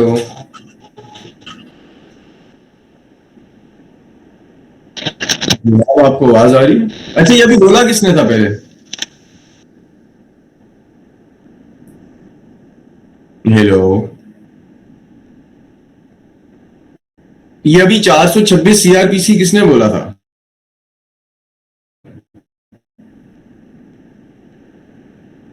हम आगे जा नहीं पाएंगे जब तक मुझे पता नहीं चलेगा किसने कहा था।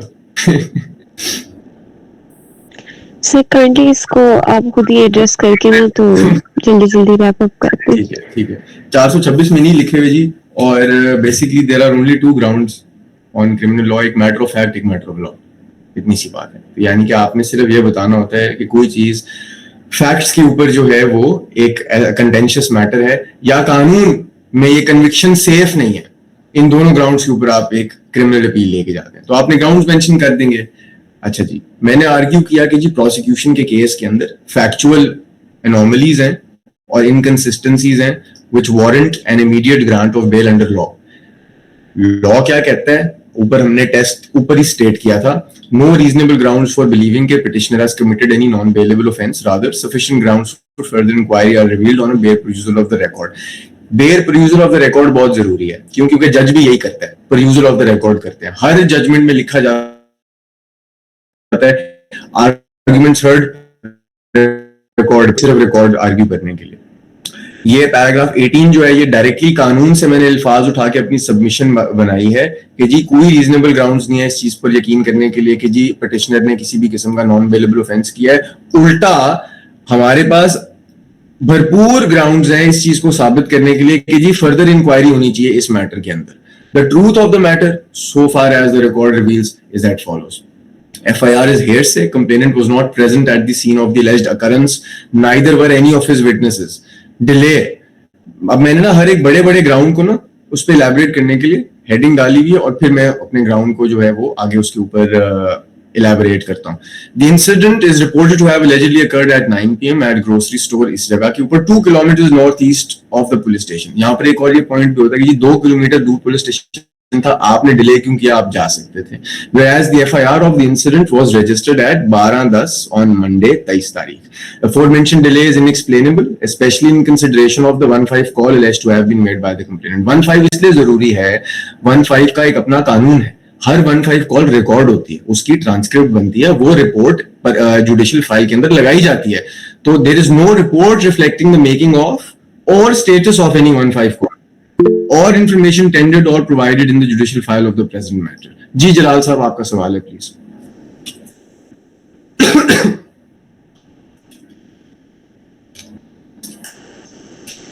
हेलो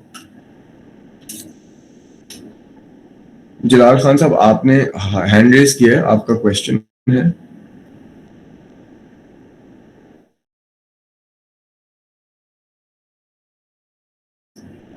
अच्छा चलें, आप अपना क्वेश्चन जो है वो हमें लिख दीजिएगा, मैं प्रोसीड कर रहा हूं.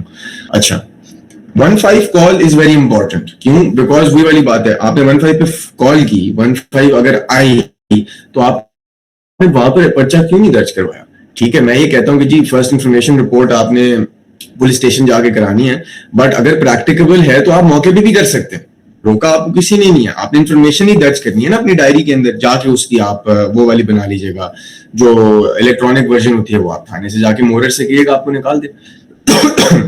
मोर हेयर से complainant alleges commotion without being there or having heard it actually. Nonetheless, how does the complainant know the only people to hear such commotion were the brothers of the petitioner and no one else? ये एक बड़ा important चीज होती है. कोई भी जुर्म में इन्वेस्टिगेशन के ऊपर ड्यूटी है, दो ड्यूटीज हैं. एक तो ये है कि जी उन्होंने सच्चाई जाननी है, ट्रूथ ऑफ द मैटर. दूसरा ये कि इंडिपेंडेंट विटनेसेस बनाने, जिनको हम इलाका मुशीर कहते हैं. इंडिपेंडेंट विटनेसेस कहाँ है? आपके अपने बंदे क्यों गवाही दे रहे हैं? कोई ऐसा बंदा क्यों नहीं है जो आपको नहीं जानता और वो गवाही क्यों नहीं दे रहा? सोचने वाली बात है. जून का महीना है, रात के 9 बज रहे हैं, शदीद गर्मी है, सैटरडे नाइट है. सैटरडे को जून में रात 9 बजे कौन सोता है? कोई भी नहीं सोता. तो इतने बड़ी गालिम गलूच होगी एक मोहल्ले के अंदर, और सिर्फ उन्हीं 2 लोगों ने आवाज सुनी जो कंप्लेनेंट के दोस्त थे या जो पिटिशनर के भाई थे, सॉरी, वो थे. वो पहुंच के उन्होंने मारा जाके कंप्लेनेंट के बेटे को, और किसी ने कुछ नहीं किया. जी मैडम, आपका क्वेश्चन है, प्लीज बताएं. सर मेरा क्वेश्चन ये है कि अगर आपने इतनी स्पीकिंग बेल एप्लीकेशन लिख दी है तो फिर वर्बल आर्गुमेंट्स क्या देंगे कोर्ट में जाके? ये सारी चीजें तो वैसे भी जजेस को बोल के भी बताई जा सकती हैं. तो सिंपली 8-10 ग्राउंड्स लिख के अगर हम बेल एप्लीकेशन दायर कर दें तो क्या वो सफिशिएंट नहीं? बेसिकली अगर 8-10 ग्राउंड्स लिखने वाली बेल एप्लीकेशन मैं बनाता होता तो मैं यहाँ पे बैठ के लेक्चर तो दे नहीं रहा होता, पहली चीज. और दूसरी चीज ये कि वही वाली बात है, ये बनाने का मकसद ही ये है कि जज ने ये पढ़ ली, बस ठीक है मेरी शक्ल देखो, रिलीफ दे दो. अब जैसे एक वकील साहब हैं, मैं उनकी बड़ा एहतराम करता हूँ, मतीन साहब हैं, उनका नाम अब्दुल मतीन. मैं उनको पर्सनली नहीं जानता, मैं उनको इसलिए जानता हूँ वो इंस्टाग्राम पे बहुत ज्यादा आते हैं, तो वो पेश होते हैं, मैं पेश होता हूँ. अल्हम्दुलिल्लाह मेरी शक्ल देख के रिलीफ मिल जाती है, क्योंकि उनको पता होता है जो लिखा होगा वो हमें असिस्ट कर देगा. काफी टाइम नहीं होता ना बहस करने का, unless and until contentious matter हो. ड्राफ्टिंग आनी ही इसलिए चाहिए कि बहुत सी चीजें मैं नहीं बोल पाऊंगा, बहुत सी चीजें नहीं मैं बोल पाऊंगा. तो आपकी बात में आपका जवाब है कि 8-10 ग्राउंड, चले आप फर्ज करें आपका ग्राउंड ही 8-10 है. मेरी तो कोशिश होती है ना, मैं एक सर्जन की तरह पूरी file, because the difference between a barrister and a solicitor is basically that, जो कि आपके एक जीपी और एक सर्जन का होता है. जीपी जनरल प्रैक्टिशनर होता है, उसको जनरली सब पता होता है. एक सर्जन को पर्टिकुलर चीजें आती होती हैं. तो हमारा काम, बैरिस्टर्स का काम है जी केस को क्लिनिकली खोल के पूरा अंदर करके रख देना. क्योंकि हमारे क्लाइंट ने हमें इंस्ट्रक्शंस है, सिंपल. जस्ट बिकॉज 8-10 ग्राउंड में काम हो जाएगा, मैंने तो पिछले 5-6 सालों में ये नहीं किया. हाँ, लोग कर रहे हैं, सिस्टम चल रहा है. यही तो डिके है, यही तो डिके है कि चेक करना है वो ना करें. जस्ट बिकॉज 22 या 25 पॉइंट पे टायर में हवा चल जाएगी इसलिए मैंने 30 नहीं करनी, इज नो रीजन कि आप अपनी गाड़ी के टायर पूरी हवा से ना भरवाएं. ऐसे है सर, मतलब इन प्रैक्टिस जो चीजें चल रही है वो यही होता है कि एट द स्पॉट आता है कि जी बेल दायर करनी है, उसमें 8-10 ग्राउंड लिखी जाती है, कोई इन्फॉर्मेशन नहीं प्रोवाइड की जाती और वो जाके वर्बली सब कुछ कम्युनिकेट कर दिया जाता है. तो इससे डेफिनेटली कोर्ट का टाइम वेस्ट होता है. लेकिन अगर इस तरह की बेल एप्लीकेशन देंगे तो ये कोर्ट का टाइम जो आप नहीं भी पेश हो रहे, वो फाइल दे के जज फैसला कर सकते हैं इसको देख के. हाँ जी, मैं ऐड कर दूं इसमें इनिशियली चैंबर भी जाके अप्रोच करता है ना हमें, तो कि बेल पिटीशन ड्राफ्ट करनी है, कुछ भी करनी है, एफआईआर लेके आ जाता है. हमारे पास ना कोई पुलिस फाइल हमने गो थ्रू की होती है, ना हमें कोई फैक्ट्स का पता होता है. हम सिर्फ और सिर्फ एफआईआर को बेस बना के हम ड्राफ्ट करके फौरन हम इनिशिएट कर देते हैं, चीजें फाइल कर देते हैं. बाकी चीजों पर रिकॉर्ड आता है अदालत में. राणा साहब, मैं सॉरी आपको काट रहा हूँ, लेकिन यहाँ पे ऐड करना चाहूंगा। हमारे पास एक बंदा है, उसने कहा जी बेल कर दिया, मेरे पास कोई फाइल नहीं, कोई रिकॉर्ड नहीं, कुछ भी नहीं है। ये गलती किसकी होती है?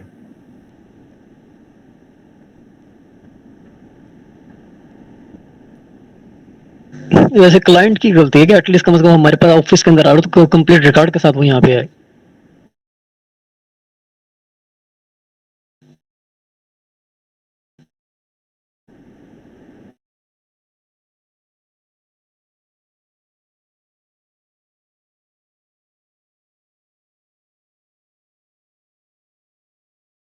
अच्छा, एक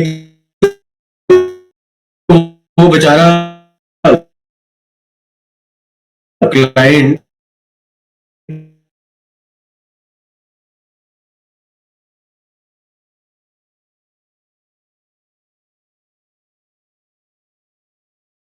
के 100 तक हर चीज करनी होती है, कभी कोई चीज वकील नहीं ये कह सकता। इसीलिए तो फिर ये जो क्लर्क होते हैं, ये हम लोगों से, मतलब अल्लाह का शुक्र है मेरे साथ नहीं, लेकिन बहुत से वकील की नाइज्जत करते हैं ना। उनको कहते हैं ना उसको फाइलिंग आती है, ना ढंग से बात करनी आती है, ना कुछ कानून का पता है, आ जाते हैं मुंह उठा के, और हर चीज पे नखरे चाहिए होते हैं।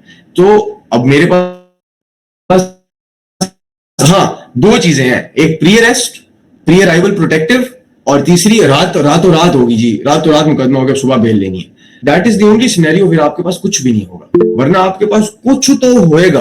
अब जैसे ये मैडम ने बात की कि 8-10 ग्राउंड्स तो सिर्फ FIR पढ़ने से निकल आते हैं, क्योंकि एक आपके ना पाकिस्तान के अंदर ना पुलिस वाले इतने ज्यादा एजुकेटेड नहीं होते, उनके पास एक सर्टन इंफॉर्मेशन होती है, सर्टन FIRs के ना पैटर्न्स होते हैं। जैसे कि मुंशियात की बरामदी की FIR, फलाने बंदे को हम लोगों को स्पेशल खबरी ने बताया, हम नाका लगा खड़े हुए थे, बंदा है, हमने रोका, उसकी गाड़ी खोली, उसने हम लोग को फलानी नीली मोमी पैकेट निकाल के दिया, उसके अंदर से जी मुंशियात थी, इतना हिस्सा हमने बनाया फोरेंसिक के लिए, इतना हिस्सा रख दिया, बंदे उठाने लगे। ये एक ऐसी FIR है जो कि मैं महीने में 100 बार पढ़ता हूँ। इन सब में सदाकत थोड़ी होती है, ये तो इतनी ज्यादा है कि हम जज को अक्सर आके ये भी कहते हैं कि your honour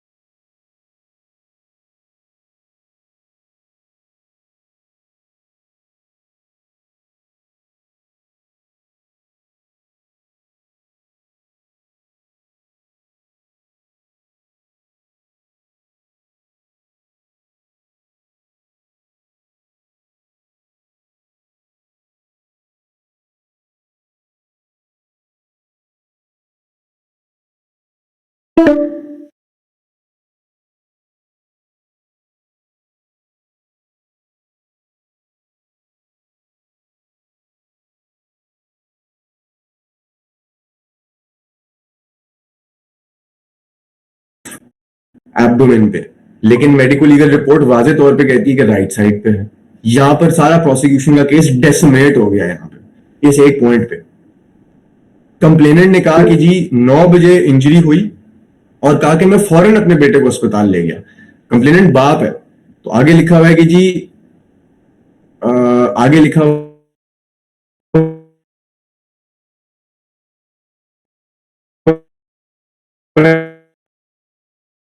immediately preceding version is a fallacy. Medico legal report किस कानून के तहत आती है जी? Rule 25.47 police rules. हम लोग यूके में भी जब बार लॉ करने, evidence act 1984, police and criminal evidence act के का एक सेक्शन है, उस सेक्शन की अथॉरिटी के तहत रूल्स बने हुए हैं। वो रूल्स बताते हैं arrest, custody, audio evidence, video evidence, terrorist की क्वेश्चनिंग कैसे करनी है, सादे लोगों की क्वेश्चनिंग कैसे करनी है। और आपने अक्सर अमेरिकन मूवीज के अंदर देखा होगा, वो कहते हैं कि you have the right to remain silent, anything you say can and will be used against you in a court of law, you have the right to an attorney. Crown case state case क्या था जी, state versus Miranda versus Arizona, ठीक है, तो ये बन गया आपके जी Miranda versus state of Arizona, Miranda rights बन गए वहां से। इंग्लैंड के अंदर भी मिरांडा राइट्स से मिलती जुलती चीज है, आप लोगों को शायद किसी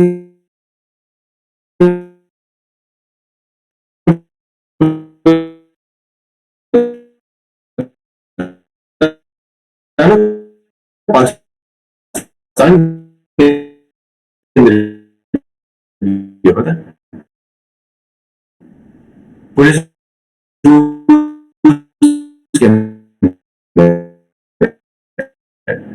फर्क है तो यार जी। मैं फैसल साहब में शेयर कर दूंगा, नंबर भाई को भेज दूंगा, आप सबको सर्कुलेट कर देंगे। ये एक्चुअली ये you guys are very kind, ये कोई इतना खास ड्राफ्ट है नहीं, मैंने इससे काफी अच्छे ड्राफ्ट लिखे हैं ये, लेकिन ये है कि ये भी एक बुरा ड्राफ्ट नहीं है, मगर मुझे अच्छा लगा रिसेंटली, तो फिर मैंने कहा कि इससे आज करते हैं, ये रिसेंट है।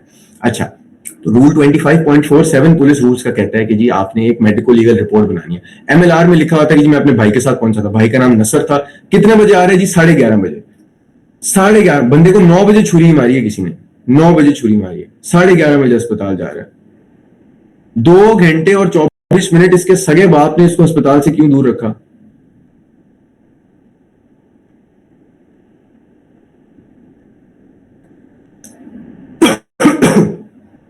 अच्छा, फिर रूल्स 25.35 एंड 25.23 पुलिस रूल्स, ये दोनों क्या कहते हैं? 25.35 ये आप लोग ना देख लीजिएगा, ये रूल्स कहते हैं कि एक स्टेटमेंट ऑफ सिम्टम्स भी होनी चाहिए, एक नोट ऑफ सिम्टम्स होना चाहिए मेडिकल ऑफिसर का, एक पुलिस वाले का स्टेटमेंट ऑफ सिम्टम्स है, note of symptoms medical officer का है, पूरी ट्रीटमेंट अस्पताल में क्या हुई है वो, ये 3 चीजें, और चौथी चीज कोई लिस्ट ऑफ आर्टिकल्स, कपड़े फटे हुए थे खूनी वो लिए, छुरी ली वो, ये 2 रूल्स वारंट करते हैं कि ये आपने अटैच करने हैं चलान के अंदर जुडिशियल फाइल में, वो भी नहीं था। फिर यहाँ पे मैंने ये 2 चीजें जो हैं, ये मैंने मिसलेनियस चीजें बोली हुई हैं कि जी कंप्लेनेंट ने झूठ बोला है, उसके विटनेसेस को कुछ नहीं पता, और ना पुलिस ऑफिसर्स जो कि विटनेसेस बने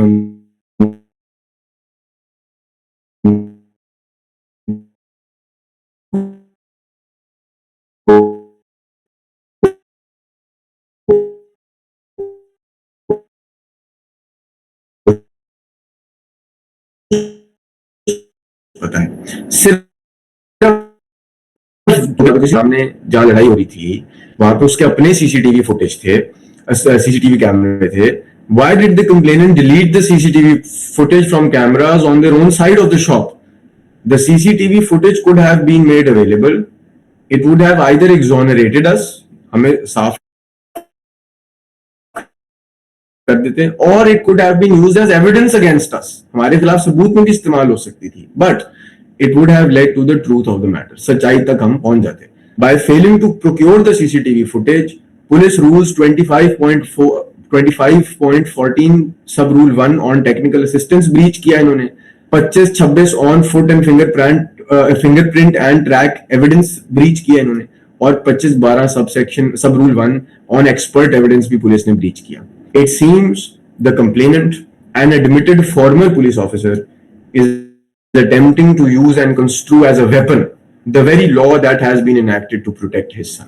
अब ये लाइन पता है मैंने कहां से उठाई है? आप लोग हंसेंगे, ये वाली लाइन,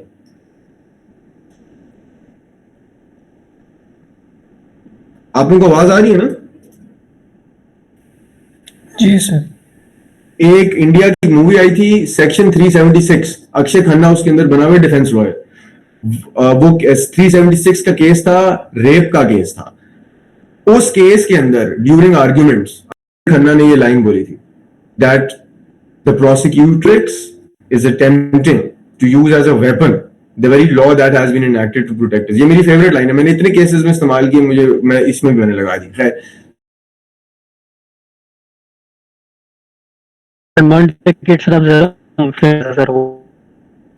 अच्छा, चलिए हम रिमार्क को थोड़ा डाइग्रेस कर देंगे, अभी इधर आते हैं।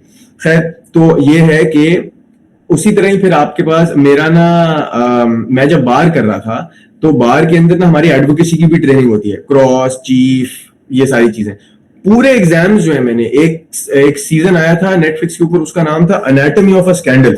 ये है सीजन वो, एनाटॉमी ऑफ अ स्कैंडल। आप लोग जरूर देखिएगा, बहुत मुफीद है, ओरल एडवोकेसी के लिए बहुत फायदेमंद है। अच्छा, फिर ये कि जी पुलिस के ऊपर ना एक ड्यूटी है, वो ड्यूटी इंश्राइंड है रूल 24.14 ए एंड बी के अंदर। लिखा हुआ है कि जी आपने स्पेशल अटेंशन देनी है कि कंप्लेनेंट की इंफॉर्मेशन कहां से आई है, and the circumstances under which the complainant ascertained the names of the offenders and witnesses। ये rules 24.14 A and B के अंदर ऑफ द पुलिस रूल्स लिखे हुए हैं। इसको आप एज मटेरियल फाइंडिंग प्लीड भी कर सकते हैं। अब इसका मतलब क्या है, एक तो होता है ना इन्फॉर्मर, ये इन्फॉर्मर की बात नहीं कर रहा। इन्फॉर्मर तो है ना खुफिया खबरी, खुफिया खबरी की तो आइडेंटिटी जो आपके मीडिया वाले होते हैं वो भी संभाल के रखते हैं, पुलिस वाले भी संभाल के रखते हैं। ये खबरी की बात नहीं कर रहा, ये कह रहा है कि जो आपका कंप्लेनेंट है ना, क्योंकि कंप्लेनेंट बनने के लिए पहली चीज तो ये कि आप मंजर आम पे होंगे, आपका नाम पर्चे में लिखा होगा ना, आप मुद्दई है, मुद्दा आप वो कर रहे हैं, पेश कर रहे हैं मुद्दा, तो रजिस्टर करवा रहे हैं मुद्दा, तो आप तो हाइडिंग में है ही नहीं।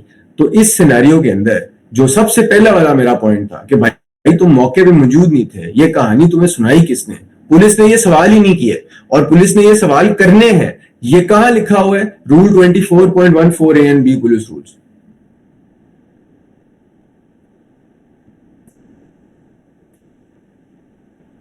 ये सवाल ना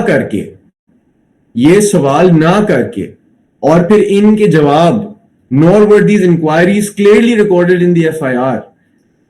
तो फिर पैराग्राफ एस कहता है, by not attempting to properly find out the truths of the matter under investigation and leaving all these grounds for further inquiry, IO has breached his duty enshrined in Rule 25.23। ये भी बहुत जरूरी है, ये पहली duty है police की, ये बात याद रखिएगा। 25.2.3 25.2.3 रट ले, ये क्या है? ये पुलिस की ड्यूटी है to search the truth of the matter. और इसी के आगे 25.2.4 में लिखा हुआ है कि पुलिस ने अपने आप को प्री मेच्योरली किसी भी व्यू के साथ कमिट नहीं करना। तो मैंने उसी चीज को, उसी कानून की पॉइंट को मैंने सबमिशन में कैसे बनाई कि चूंकि आईओ ने ये हरकतें जो कानून उसको कह रहा उसने करनी, उसने नहीं की। The investigating officer has allowed himself to commit prematurely to the malicious averments and false views alleged by the complainant against the petitioner। यानी कि आईओ ने, और बाकी सारी बात मैंने कानून से उठा ली, मैंने अपना कुछ इसके अंदर दिमाग जो है वो नहीं इस्तेमाल किया, सारी वहीं से बात उठा ली, बिकॉज इट मेक्स सेंस। फिर ऑन एविडेंस, सबूत के ऊपर, there is no ocular evidence against us, चश्मदीद गवाह कोई भी नहीं। ये एस्पेक्ट डायरेक्टली कॉन्ट्रडिक्ट करता है किस चीज को? चार्जशीट को। आप लोग एक और बात याद रखिएगा, आज हमारी पुलिस की ना एक बड़ी गंदी प्रैक्टिस है, पूरी एफआईआर को फोटोकॉपी करके ना चार्जशीट के अंदर रेप्लिकेट कर देते हैं, और जब वो ट्रांसलेट होती है उसका मीनिंग फर्दर जो है खराब हो जाता है। फिर जो हमारे प्रोसिक्यूशंस हैं माशाल्लाह से, वो उनमें इतनी दानिस्त है, वो क्या करते हैं कि वो एक तो जैसे अभी एक भाई थे थोड़ी देर पहले, वो इंप्रूवमेंट्स की बात कर रहे थे 101 की कॉन्टेक्स्ट के अंदर, वो इंप्रूवमेंट्स हमें यहाँ पे नजर आती हैं कि पूरी आपकी जो चार्जशीट होती है उसके अंदर बहुत सी चीजें जो है वो नहीं भी ऐड की होती हैं, बहुत सी चीजें एफआईआर से दिखाई गई होती हैं, लेकिन अनफॉर्चुनेटली कुछ जगहों के ऊपर एफआईआर को फोटोकॉपी भी कर देते हैं। इसमें अच्छी बात यह है कि अगर आपके पास सिर्फ एफआईआर है और चार्जशीट और बीच में बड़ी टूटी फूटी फाइल है, लेकिन एफआईआर फोटोकॉपी लगी हुई है, ठीक है, तो अगर आपने एफआईआर में कोई नुक्स निकाले हैं, वो ऑटोमेटिकली नुक्स चार्जशीट के साथ भी निकल आएंगे ना, क्योंकि एफआईआर आपने चार्जशीट में फोटोकॉपी कर दी। तो आपको फोकस अपना सिर्फ एक जगह रखना पड़ेगा, और एक जगह पे फोकस रख के आप दो चीजों को जो है वो चैलेंज कर रहे हैं। पैराग्राफ 21 कहता है, the FIR is replicated in the chargesheet, neither have any evidentiary value. दोनों की कोई एविडेंशियरी वैल्यू नहीं है। एविडेंशियरी वैल्यू चीजों की, उनका relevancy, if it is relevant, किसी साहब ने भी कुछ थोड़ी देर पहले बोला था एडमिसिबल। कोई भी चीज कोर्ट में एडमिसिबल तब होगी जब वो रेलेवेंट होगी। एडमिट हो भी जाए फिर उसकी एविडेंशियरी वैल्यू देखी जाएगी कि इसको वेट कितना देना है, इसको वजन कितना देना है। वजन उसकी रेलेवेंस और उसकी प्रोबेटिव वैल्यू से पता चलेगा। फिर ये कि हमारे मुल्क में, आई एम श्योर आप सबको पता होगा कि प्रोसिक्यूशन सर्विस है, प्रोसिक्यूशन सर्विस ने कुछ चार्जिंग स्टैंडर्ड्स जारी किए हैं। मजे की बात यह है कि हमारे वाले जो पाकिस्तान के जितने भी प्रोसिक्यूशन के अदारे हैं, सिंध, पंजाब, केपी, पूरे पाकिस्तान में, उन सब लोगों ने सीपीएस जो क्राउन प्रोसिक्यूशन सर्विस है इंग्लैंड की, उनके फोटोकॉपी करके चार्जिंग स्टैंडर्ड्स पाकिस्तान में। आप लोगों को अंदाजा नहीं है कि पाकिस्तानी लीगल सिस्टम कितना ज्यादा जो है वो इंग्लैंड के ऊपर रिलायंट है, बहुत ज्यादा, इसमें कोई दो राय की बात नहीं है। खैर, paragraph 23, there is only the 161 statement of the victim which is in itself not a substantive piece of evidence and not capable of sustaining a conviction। हमारी इस फाइल के अंदर ना 10 बयान लगे हुए थे, उन 10 बयान में से सिर्फ एक बंदा था जिसको एक्चुअली पता था क्या हुआ है, वही बंदा जिसको चोटें लगी थी, उसके अलावा बाकी सारे तो मौके पे ही नहीं थे। वो 3 लोग मौके पे नहीं थे, बाकी लोग पुलिस वाले थे। तो सिर्फ एक 161 की स्टेटमेंट है, एक, और उसकी इन इटसेल्फ भी कोई सब्सटेंटिव का मतलब हुआ as substance, it is not probative, it is not strong enough to sustain a conviction. Recoveries बहुत इंपॉर्टेंट है मेंशन करना, कुछ मिला नहीं मिला, क्यों? वो सिर्फ ये, it ties the accused to the आला जर्ब, जो आपका आला जर्ब है उससे आपको एक लिंक मिल जाता है, इससे ज्यादा नहीं। रिकवरी मर्डर वेपन की भी हो जाए तो भी बेल मिल जाती है, मर्डर पे बेल मिल जाती है, इतने लोगों को मिली है। इससे मर्डर से भी, मर्डर में चलो मर गए ना, बेइज्जती कम हुई। वो Usman Mirza case, state versus Usman Mirza, apartment में लड़का लड़की को बरहना करके वीडियो बना दी, कराची में हुआ, हनी ट्रैप, इन सब में बेल मिल जाती है। बेल का problem is a strong tentative assessment. जितना बेहतर आर्ग्यू कर लिया आपने और लीगली जितना, it's a house of cards basically, prosecution के हाउस ऑफ कार्ड्स को तोड़ दिया, बेल मिल गया। और प्रोसिक्यूशन का हाउस ऑफ कार्ड्स टूटता है एविडेंस के ऊपर, और एविडेंस कहां से टूटता है? Chain of custody. गारमेंट्स, कपड़ों पे खून लगा हुआ था, उनको कलेक्ट क्यों नहीं किया? कलेक्ट किया तो फिर फोरेंसिक सीरोलॉजिस्ट के पास क्यों नहीं भेजा? ब्लड सैंपल्स मिलते ताकि डीएनए मिल जाता, प्रेजेंस तो मिल ही जाती ना ब्लेड या हिल्ट ऑफ द नाइफ के ऊपर। Why wasn't the alleged recovered knife sent for forensic analysis? हमारे पास PFSA का कानून है पाकिस्तान, पंजाब के अंदर, पंजाब फोरेंसिक साइंस अथॉरिटी सबसे बड़ी लैब है पाकिस्तान की, सबसे एडवांस भी पाकिस्तान की लैब जो है वो यही वाली है। इसके अलावा सीरोलॉजिस्ट इस्लामाबाद में बैठते हैं, आप उसको बाईपास भी कर सकते हैं, डायरेक्ट चीफ मेडिकल ऑफिसर के पास भी आप जा सकते हैं, वो भी पुलिस रूल्स के अंदर ही गिवन है। ये सब कुछ 90% of your investigation and everything connected to it, चाहे वो स्पेशल लॉ हो या जनरल लॉ हो, पुलिस रूल्स में मिलता है। क्योंकि पुलिस रूल्स 1934 के बने हुए, तो आपकी जितनी एनसीसीआई, एफआईए, नैब जो कुछ भी है, जब वो सीआरपीसी थोड़ा सा लगा लेते हैं तो बाकी वो अपनी सारी जितनी इन्वेस्टिगेशन करते हैं वो ये पुलिस रूल्स के तहत ही कर रहे होते हैं, चाहे वो ऑब्वियसली स्ट्रिक्टली एप्लीकेबल ना भी हो, फिर भी पुलिस रूल्स के तहत कर रहे होते हैं। Safe custody and the chain of evidence has not just been compromised, it has been blown to smithereens. Chain of custody, जैसे हम चेन ऑफ कॉजेशन शो कराते हैं। फिर आ जाएं जी ऑन द लॉज। अब ये सिर्फ एक ही है, ये एक ही है। क्यों? यहाँ पे मैं आपको बताता हूं। मैंने सबसे पहले कहा था कि जी हम लोग ना सबूत पूरा बयान करते हैं, हमने इस पिटीशन के अंदर भी एविडेंस को चैलेंज किया, एविडेंस को बोला कि वो टेंटेड है, एविडेंस के ऊपर ज्यादा बहस नहीं की, बताया भी नहीं कि असल एविडेंस क्या है, सिर्फ ये बोला कि जो मुखालिफ पार्टी कह रही है उसमें क्या झोल है। अपनी तरफ से हमने खुद कुछ भी नहीं दिया। क्यों? क्योंकि वो हम ट्रायल में देंगे। This is a legal application ना, मिसलेनियस है। अच्छा, मैंने लिखा है जी, in addition to the aforementioned factual and legal inconsistencies that warrant a further inquiry, the laws on the present matter are provided via case laws in print, supplemented through oral submissions। अब ये मैंने क्यों किया? मेरे पास time नहीं था। मैं चाहता तो मैं जिस पॉइंट पे ये मैं बना रहा था, मैं चाहता तो मैं लॉ के ऊपर एक्सपैंड कर सकता था, लेकिन ड्राफ्ट में कभी भी लॉ पे एक्सपैंड जनरली भी नहीं करते। यानी कि मैंने प्रिंसिपली इन 3 केसेस पे रिलाई किया। आप लोग सब ये पढ़िएगा, 2025 की है, तीनों वायल आ रहे हैं। एक सफा नंबर 2292 है, एक 2660 है, एक दो और एक है 2683। ये तीनों, अच्छा ये जान के नहीं मैंने किया, मजे की बात है, लेकिन तीनों जजमेंट्स उसी की हैं जिसके सामने मैं केस लेके गया था। मजे की बात है, तीनों जजमेंट्स उन्हीं चार्जेस की हैं जो केस के, ये बेसिकली तीनों जजमेंट्स मैंने रिसर्च करके इस केस के लिए निकाली थी। आपकी लीगल रिसर्च भी बिस्पोक होनी चाहिए। जस्ट बिकॉज आपको मैंने कह दिया ना कि यार ये जजमेंट है, ये ले जाओ, हर जजमेंट खुद पढ़ें, उसको हाईलाइट करें, उसमें पॉइंट्स निकालें, पैराग्राफ नंबर, ताकि, और जजमेंट कैसे देनी है, आप लोग जज हैं, मैं आप लोगों के आगे अपेयर हो रहा हूं। योर ऑनर पैराग्राफ 28 अभी आपने मुलाहिजा फरमाया था, I would like to present 2025 YLR 2683 Ishtiaq Ahmed बनाम सरकार, योर ऑनर की जजमेंट थी। Your honour, if your honour would be so kind as to turn to paragraph 9, page number is 7। Your honour मेरे साथ हैं? Your honour may I read? Thank you. आपने अपनी application जब शुरू भी करनी है ना, तो आपने कहना है may please the court, your honour we are impelled to invoke to 497 CRPC seeking a remand on bail. फिर अगला सवाल आपने करना है कि जी has your honour had an opportunity to peruse the factual background of the matter. मौका मिला भी है फैक्ट्स पढ़ने का या नहीं मिला? क्या पता जज का नहीं मिला, काउंसिल आज आप बता ही दे हमें क्या क्या हकायक है, आपको बताना पड़ेगा।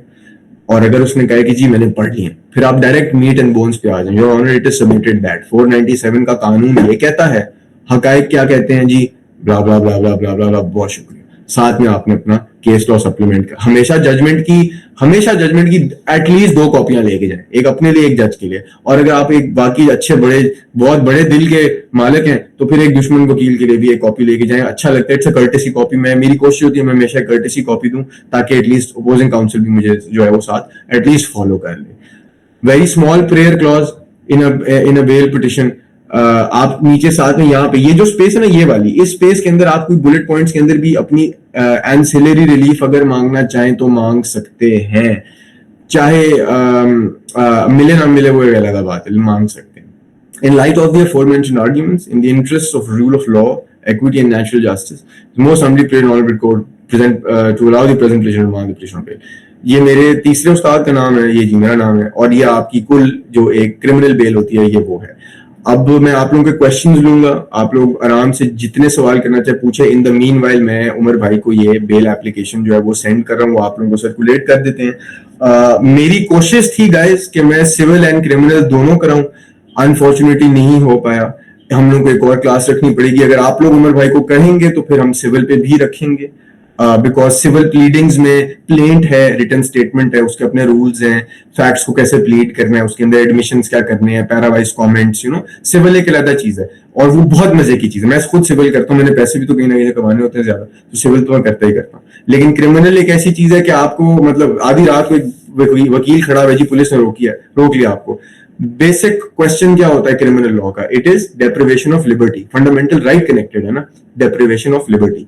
तो क्रिमिनल एक ऐसी चीज है, एक डॉक्टर है, आपको चोट लग गई, डॉक्टर को what is the most minimum reasonable expectation एक डॉक्टर से क्या होगी कि जी पट्टी कर लेगा, पता होगा कौन सी दवाई खानी है, थोड़ी सी फर्स्ट एड दे देगा, मैं मर रहा हूं, मुझे CPR दे देगा। उसी तरह जो क्रिमिनल प्रैक्टिस है ना, वो एक ऐसी चीज है, अगर आपको क्रिमिनल लॉ नहीं आता, मेरे ओपिनियन में आप वकील ही नहीं है, मेरे पर्सनल ओपिनियन में।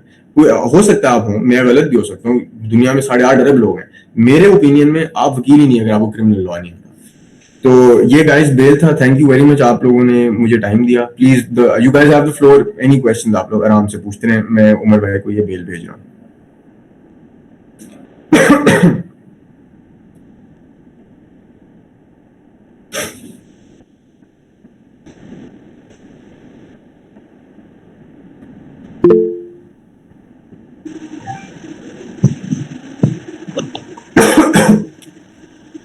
जी असद साहब, आपका क्वेश्चन है?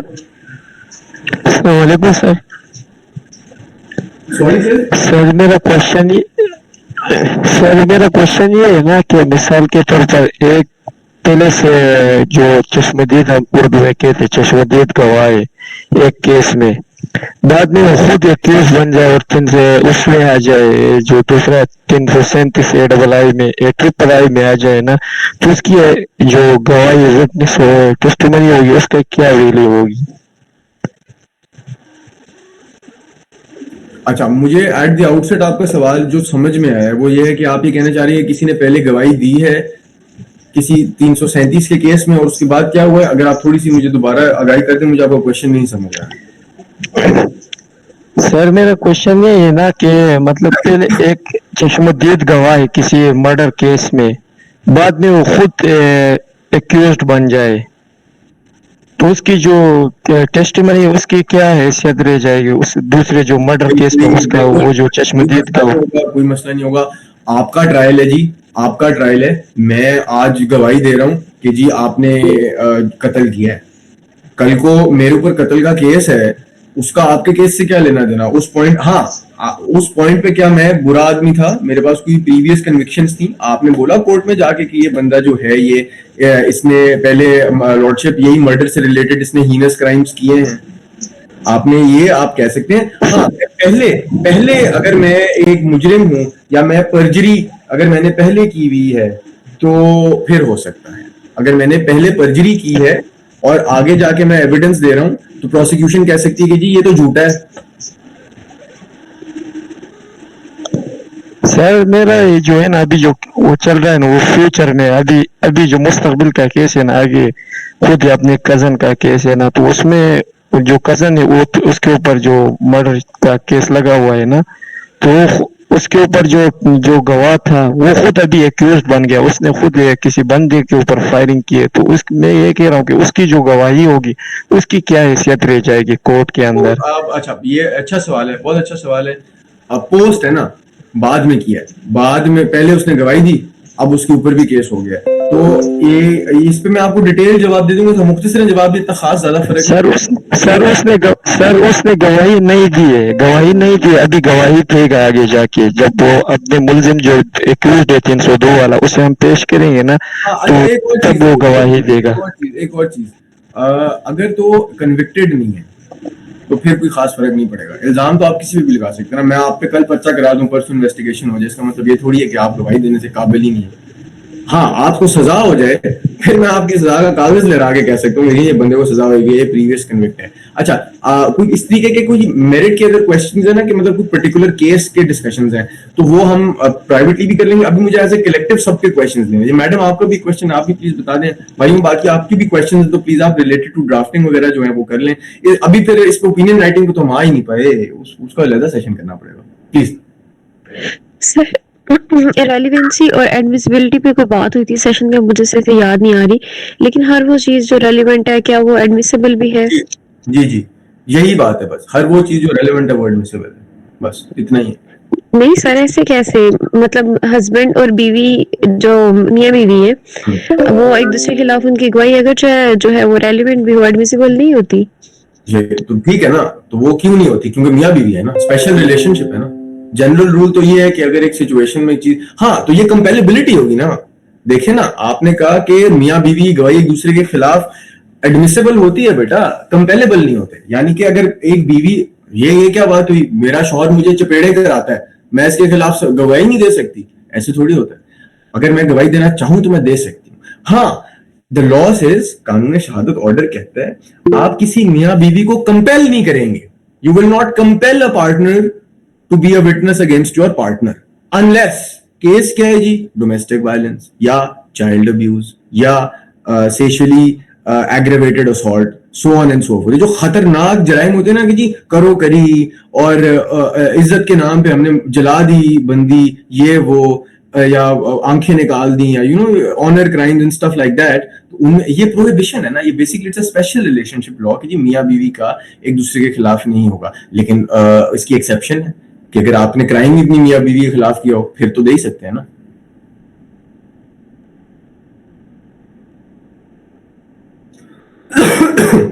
और ये दो बातें फर्क हैं।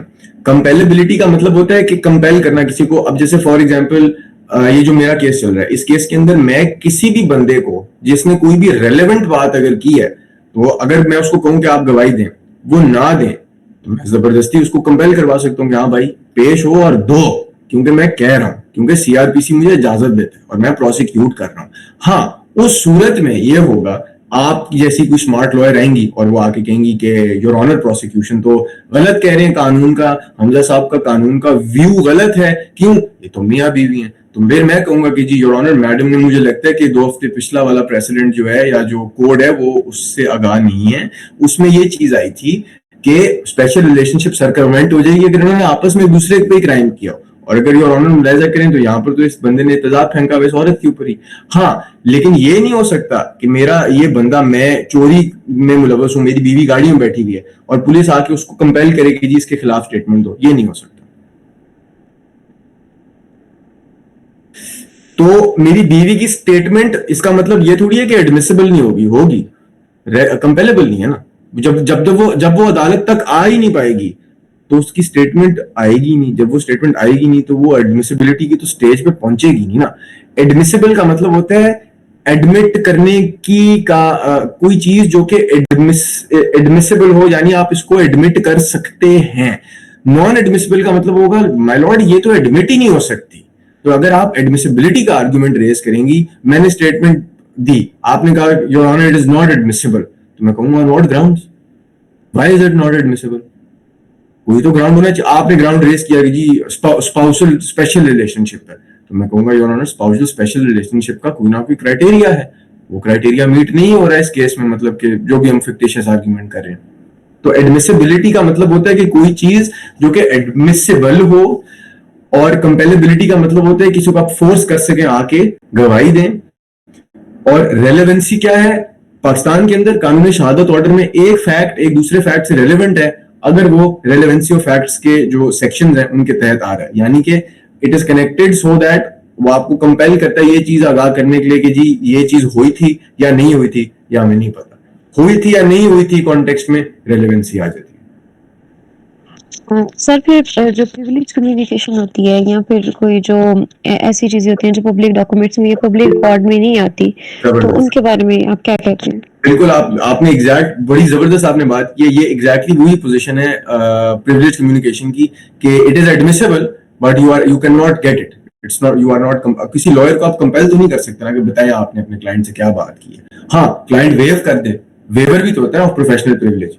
फिर ये है कि जी कोई पब्लिक डॉक्यूमेंट है या सॉरी कोई पब्लिक डॉक्यूमेंट नहीं है, आपने राइट टू इन्फॉर्मेशन के तहत डिस्क्लोजर मांगा है, लेकिन वो क्या मसला है कि जी मैं प्रोसिक्यूटर हूं, मैं आके कहता हूं कि जी ये तो बड़ी हसास इंफॉर्मेशन है योर ऑनर, ये रिलीज होगी तो बाहर तो दंगा मच जाएगा, 100 दफा 144 लगानी पड़ जाएगी।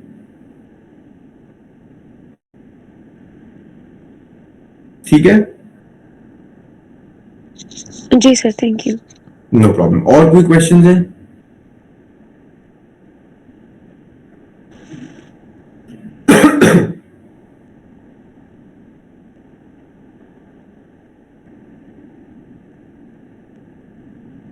मर्द साहब मैं ये कर रहा हूँ शेयर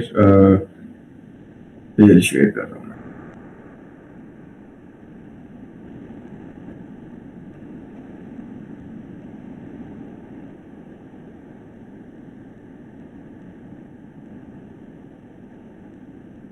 बिल्कुल ठीक हो गया। बाकी ये है कि guys thank you so much, आप सबका बहुत शुक्रिया, आप सबके कीमती वक्त का बहुत शुक्रिया। इंशाल्लाह आप लोग उमर भाई से बात कीजिएगा तो हम लोग फिर एक सेशन अपना सिविल पे भी रखेंगे। जाने से पहले ओपिनियन पे थोड़ा सा बता दूं, उमर असद साहब आप उमर भाई से ले लीजिए मेरी डिटेल्स। ओपिनियन एक बड़ी मजेदार चीज है, जिस तरह हमने बेल किया हम इसी तरह ही ओपिनियन को भी देखेंगे। ओपिनियन में हम सबसे पहले आइडेंटिफाई जनरली करते होते हैं कि जी प्रॉब्लम फैक्ट्स क्या है, जो भी बंदा हमारे पास कोई भी क्यूरी लेके आया उसका एक्चुअल प्रॉब्लम क्या है, फिर हम उसमें बताते हैं कि जी इसके ऊपर कानून क्या है, और फिर हम उसके ऊपर अपना पूरा एक लीगल एनालिसिस देते हैं। तो वो एक it's another thing all together, उसके लिए हम एक तफसीलन सेशन रखेंगे। आज हमारा पहला सेशन क्रिमिनल ड्राफ्टिंग में हो गया, एक सेशन हम लोगों को सिविल ड्राफ्टिंग में चाहिए एंड एक हम लोगों को ओपिनियन राइटिंग में चाहिए, और ये तीनों चीजें जो है कंबाइन करके they are rudiments of drafting both at civil and criminal. Thank you जी, thank you so much. Thank you so much, sir, for your time. It was a great session. Thank you. And thank you, guys. See you in the next session.